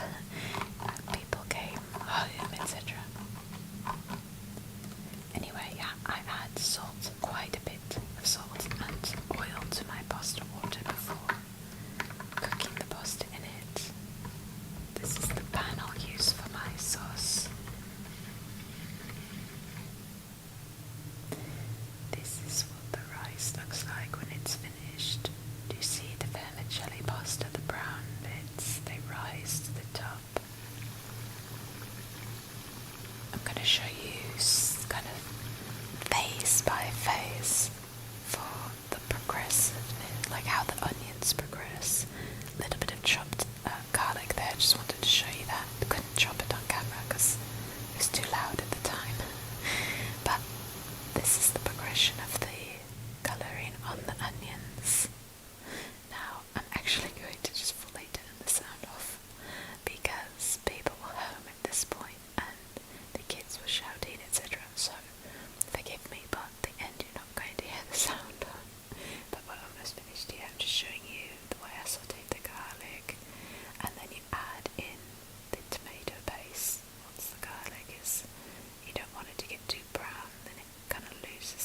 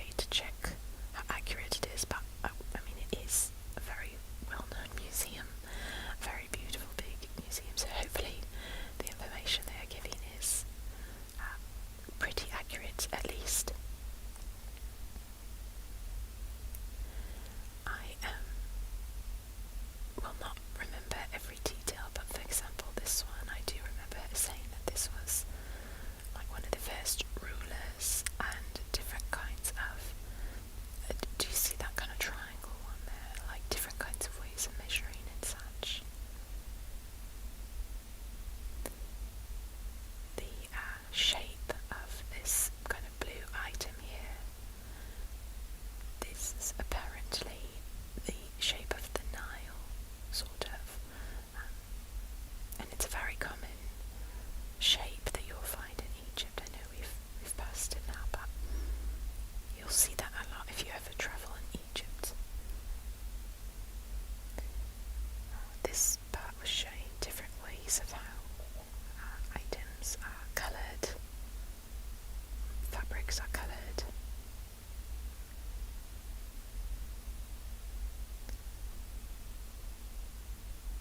If you ever do get a chance to go to this museum, if you can get the guide to kind of share about the items, I do suggest it. It was very helpful. This is some of the material that's been dyed, and I think it was the outer tent of, yes, one of the pharaohs. He would travel inside that tent, he or she. I don't know if that was male or female mummy. Look how beautiful the museum is. I of course took out the sound because it was very loud in there. They showed different ways, like just kind of giving you an idea of how the burial process works. See, there are those symbols again. That's like the shape of the Nile. It's like a cross, but on the top it's like got a circle. That is like a leather chair there. I don't know if you saw those little turquoise pieces across from the chair, but that was not there. There you go. Bit of a game there that they could play. I tried to scroll up here so in case you wanted to read about this, you could read it in Arabic or English.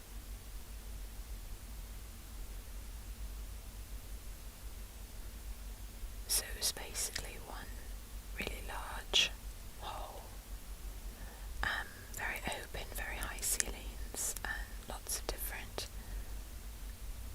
things to see and learn about. And then the Pharaoh's Golden Parade exhibit with 22 mummies, royal mummies, is basically on like a lower level, and it's in an area where they've made it quite dark and cold, and all of the mummies are in, boxes like this, which you see here, but there's temperature control and such. So will mainly be on the upper level here. They had these screens that will kind of explain to you what the item was. That was like a chariot sort of thing, the kind of front shield of a chariot. Look at that beautiful necklace. There's jewellery here, bracelets. And look at how the colour is preserved. Amazing.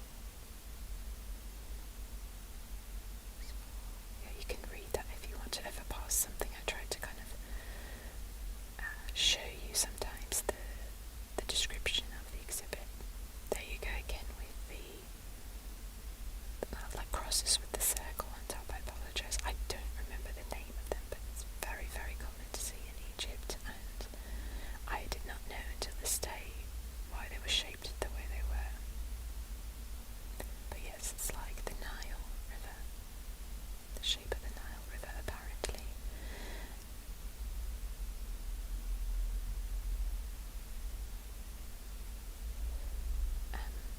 So actually some of these items were tools for putting on makeup. The lady said that the last exhibit.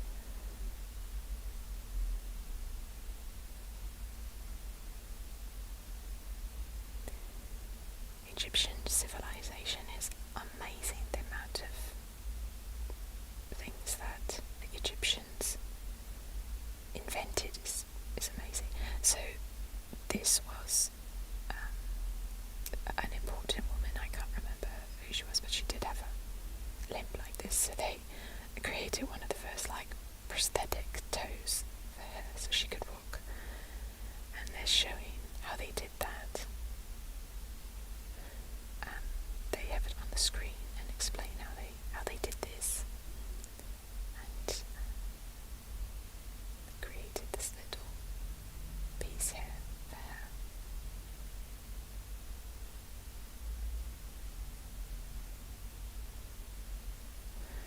So here is the actual piece.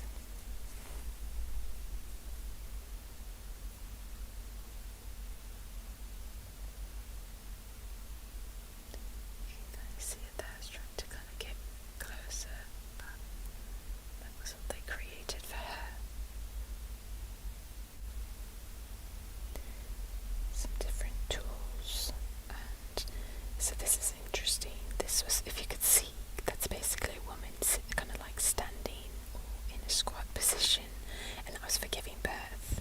They're like a place, a way for the woman to kind of be situated, or standing and squatting to give birth. That you can read about that here.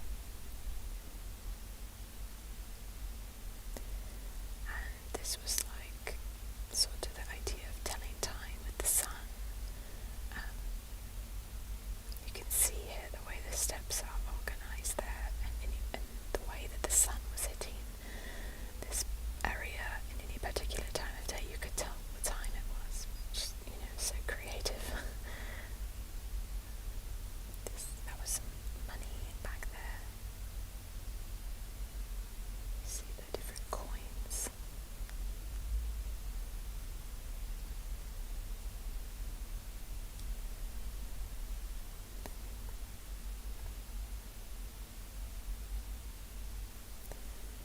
Look at the colour. Oh well, that's just pretty amazing. And all the detailed designs.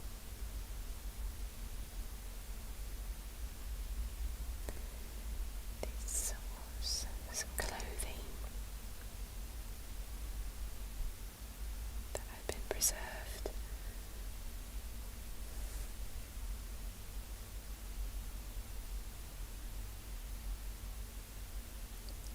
You guys, if you are new to my channel, forgive me for not starting with this, but I am in Egypt obviously for this, and I've been here for quite some time, about 4 months, and once in a while I do try to do videos like this of you showing. There's the opening for the Pharaoh's Golden Parade. This is like an upper area, but the part where we went inside was on the bottom. But yeah, so once in a while I do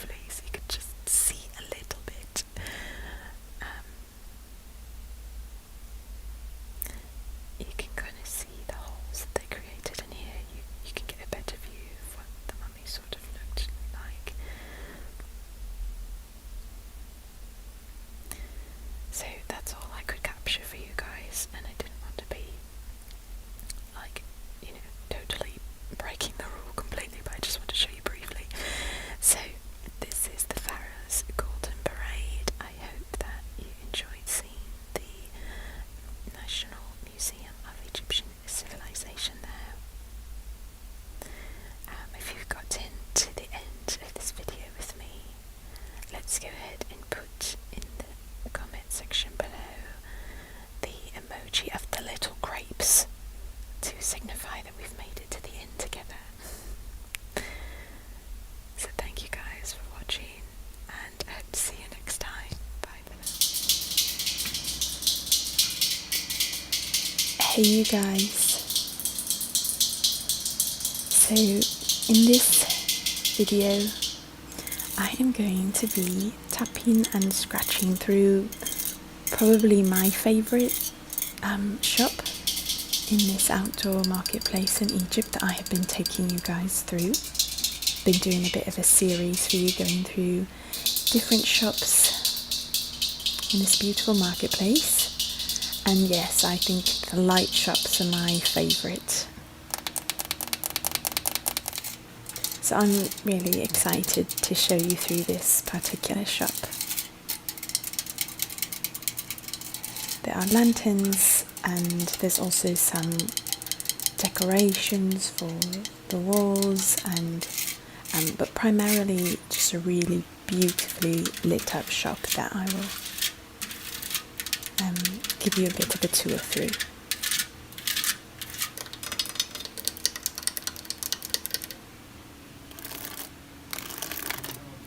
So again, this shop owner did close down the shop for us, which was really so helpful for sound, and I'm really appreciative to my friend who's been helping us get these opportunities to close the shops and film inside.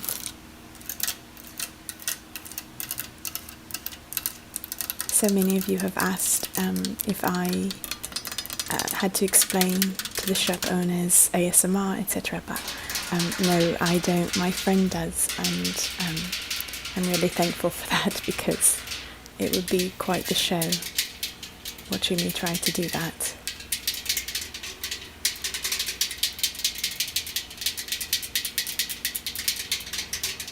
Do any of you guys have any lanterns like this or decor like this in your living space?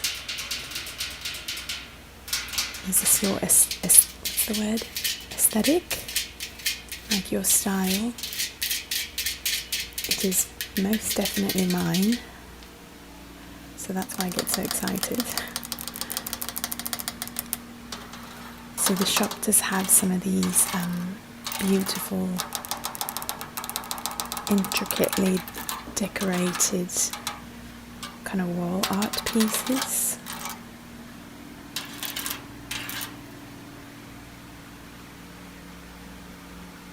And they go really well with the lanterns, the lights.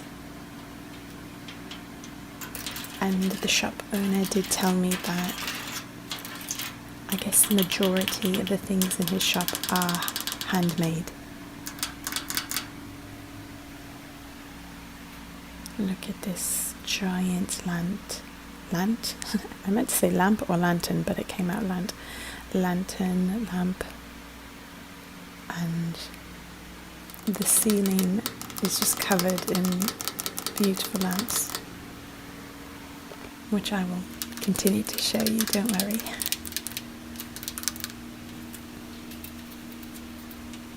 So it's like a metal that there's lots of designs in it. It's actually quite a thin metal.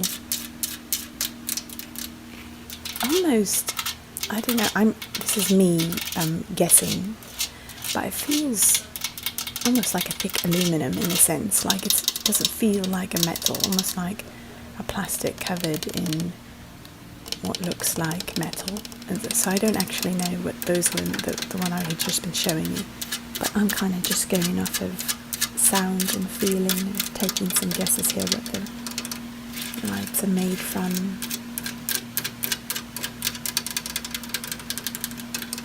And some of them are different. I don't think they're all the same. You can kind of hear differences in them.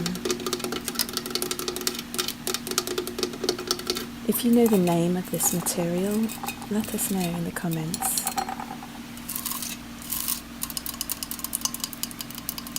Now that is an alabaster piece that's got I'm just going to call it metal for now, the metal design on it. This one's definitely metal. can really hear the difference. I love the design on this.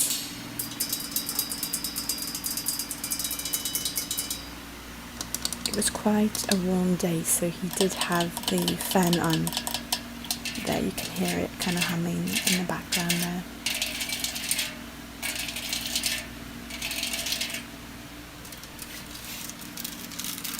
This is another one with the alabaster that's covered in the metal and the designs. There's a light. The light really shines through the alabaster. I did a whole video recently in the section of an alabaster store, so you can check that out if you want to hear the different sounds of the alabaster jars. It's that kind of like creamy stone.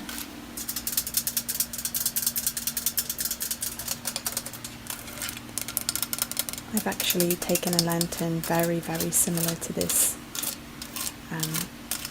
in my suitcase before, and I filled it with clothing, both inside it and then like kind of packed it around it with clothing, and it did great transporting. It didn't get bent or anything like that, because this can get bent a bit if it gets kind of crunched or something in a suitcase.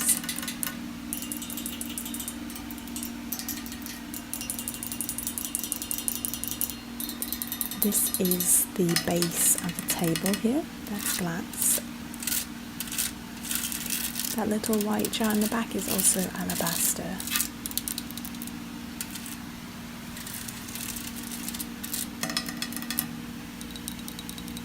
This one here.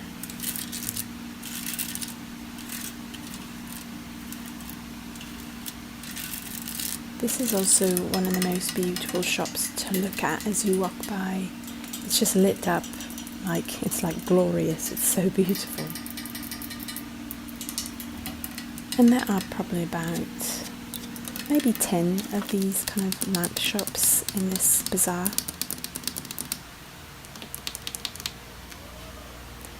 A few other wall decor pieces here that have what look like really, really old and probably important kind of like jewellery sets.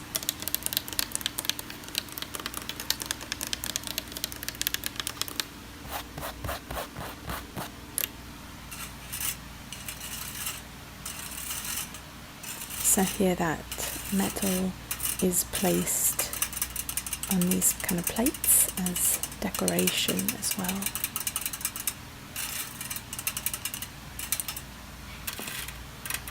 Here's another one.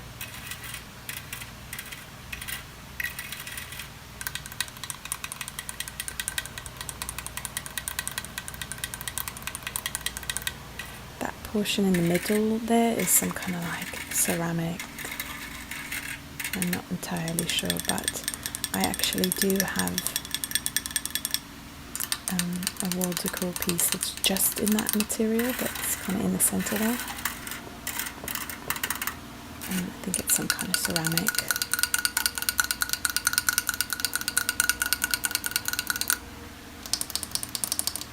This is another one of the pieces that has like what looks to me like some kind of jewellery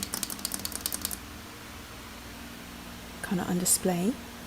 Look at these, they're so pretty, these like hanging jars that I'm sure you can also put light in if you want.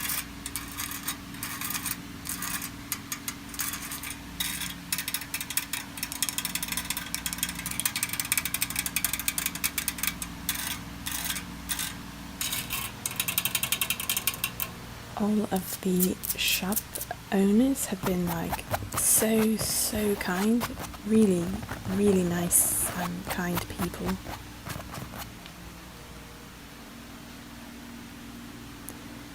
So look at these beautiful pieces, again I think ceramic.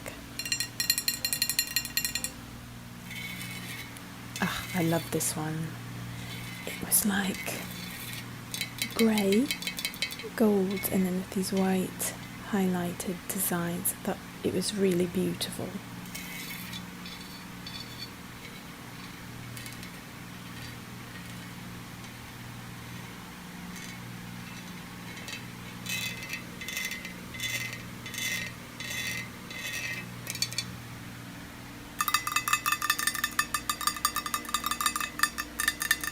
These are extremely colourful designs here. These designs on those plates actually really remind me of like henna designs in India. I really liked this bowl as well. I'm calling it a bowl because it's kind of shaped like that, but it's clearly used in this case on the wall.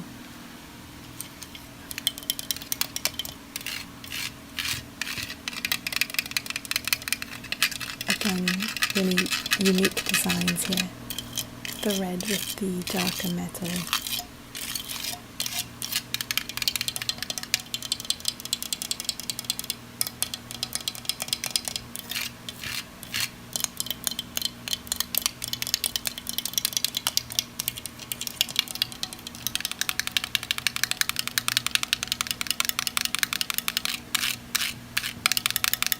And by the way, there is a no talking version and a talking version of each of the videos I've done in this series. I've tried to put links in the description box to the kind of Egypt playlist that I have for each of these videos.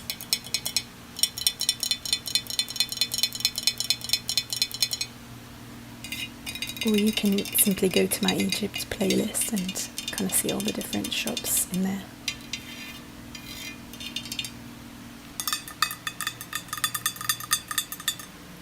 And if you go to the playlist, obviously you can see tons of other videos that I've done in Egypt.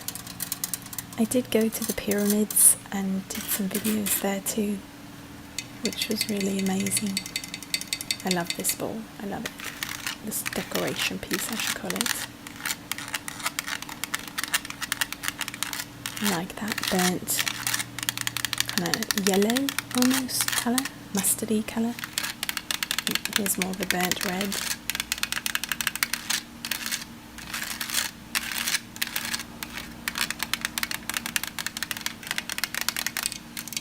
I wonder if people ever come here and like purchase things for their home that they have to like ship to their home if they're not in Egypt.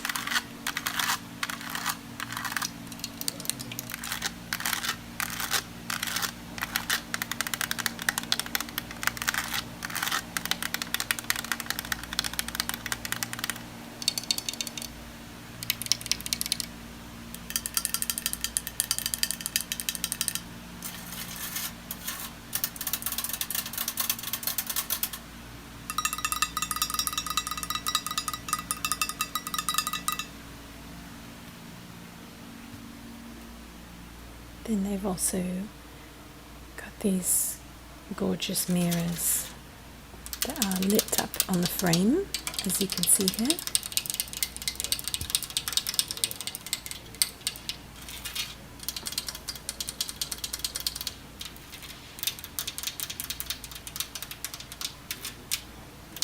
I like the designs of these. They sort of resemble like a window or door in Middle Eastern architecture. I like that.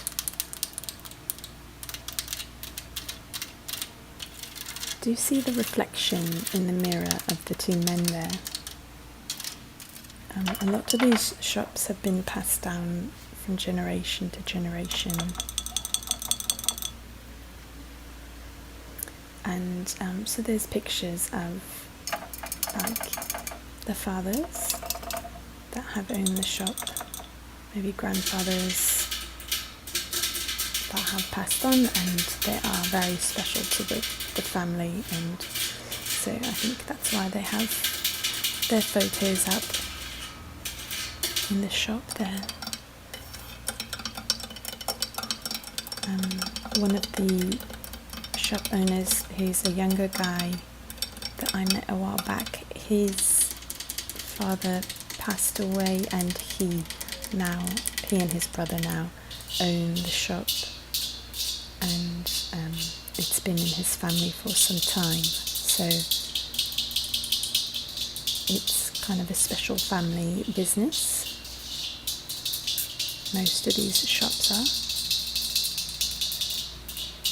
I also met another owner who purchased his current shop from a family who had owned it for a long time, and he kind of worked as a salesman in the shops in this area for a long time, and then had enough to actually purchase one of the shops. So it would probably now be in his family for a long time. And he's a younger guy, so it's quite impressive that he had already done that. Okay, so this is the ceiling. It's just like what is happening. It's so beautiful.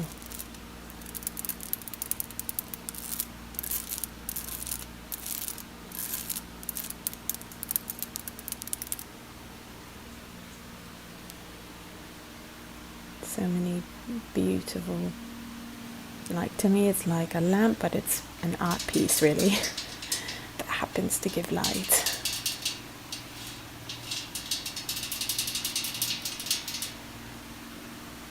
They were a bit high, so I could kind of only show you the ones on the ceiling, but a few I was able to get onto my tippy toes and show you.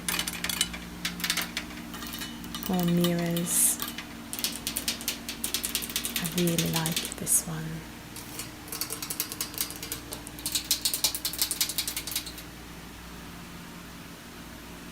Really beautiful frames for the mirrors.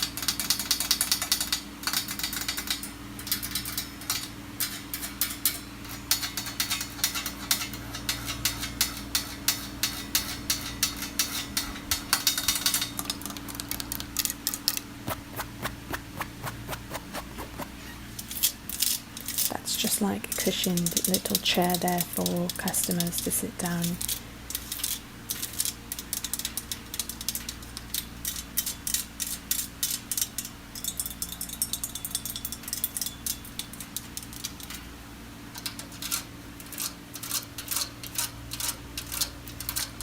I like this one. It's kind of like it has a base on the floor there and comes up with this beautiful design, and then on the top has the writing.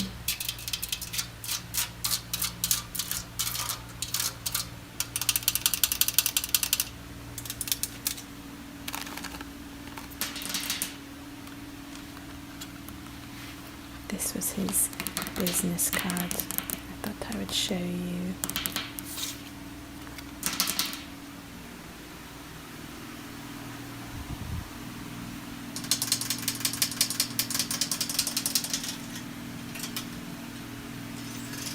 Curious what the process is for these being handmade.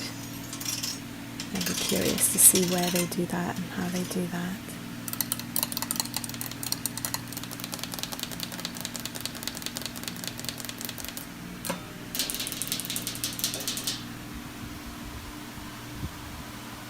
Okay, so there's the plan. And here are the pieces on the ceiling that I'll just kind of show you the best that I can.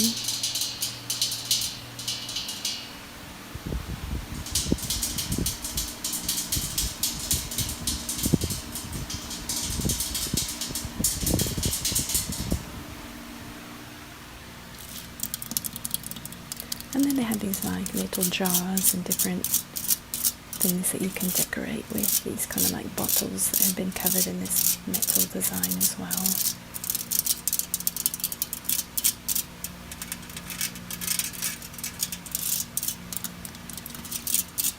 I'll try to ask my friend what this material is.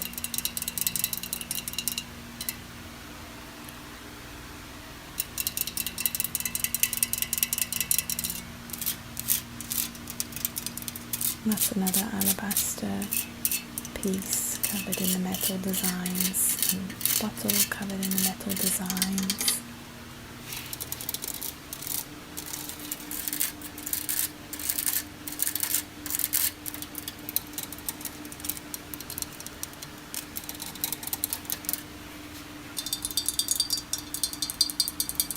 More of the like ceramic kind of pottery. They didn't have very much of like the kind of thing you just saw there. Like, I feel like it was kind of a one-off. There was only one of them, but it was very pretty.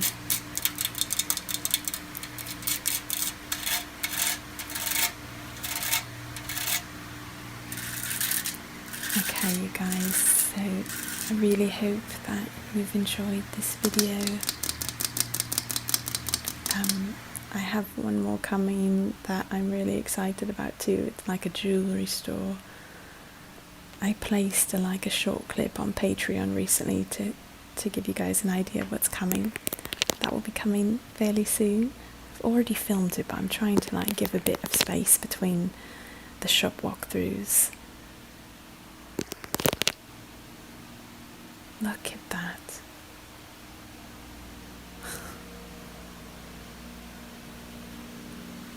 So I hope you guys have a great rest of your day or night. And if you have made it to the end of this video, let's go ahead and put the peacock emoji in the comment section. That tells me that you saw to this end point. And I don't know, peacocks have their gorgeous feathers and stuff. It's reminding me of the gorgeous lights and the way this shop looks. So I will look for the peacock in the comment section. If you don't have emojis, you can just write peacock. So yeah, again, have a great rest of your day or night. I hope that you sleep very, very well. And I hope to see you guys in the next video as well. Thank you for watching, and bye for now.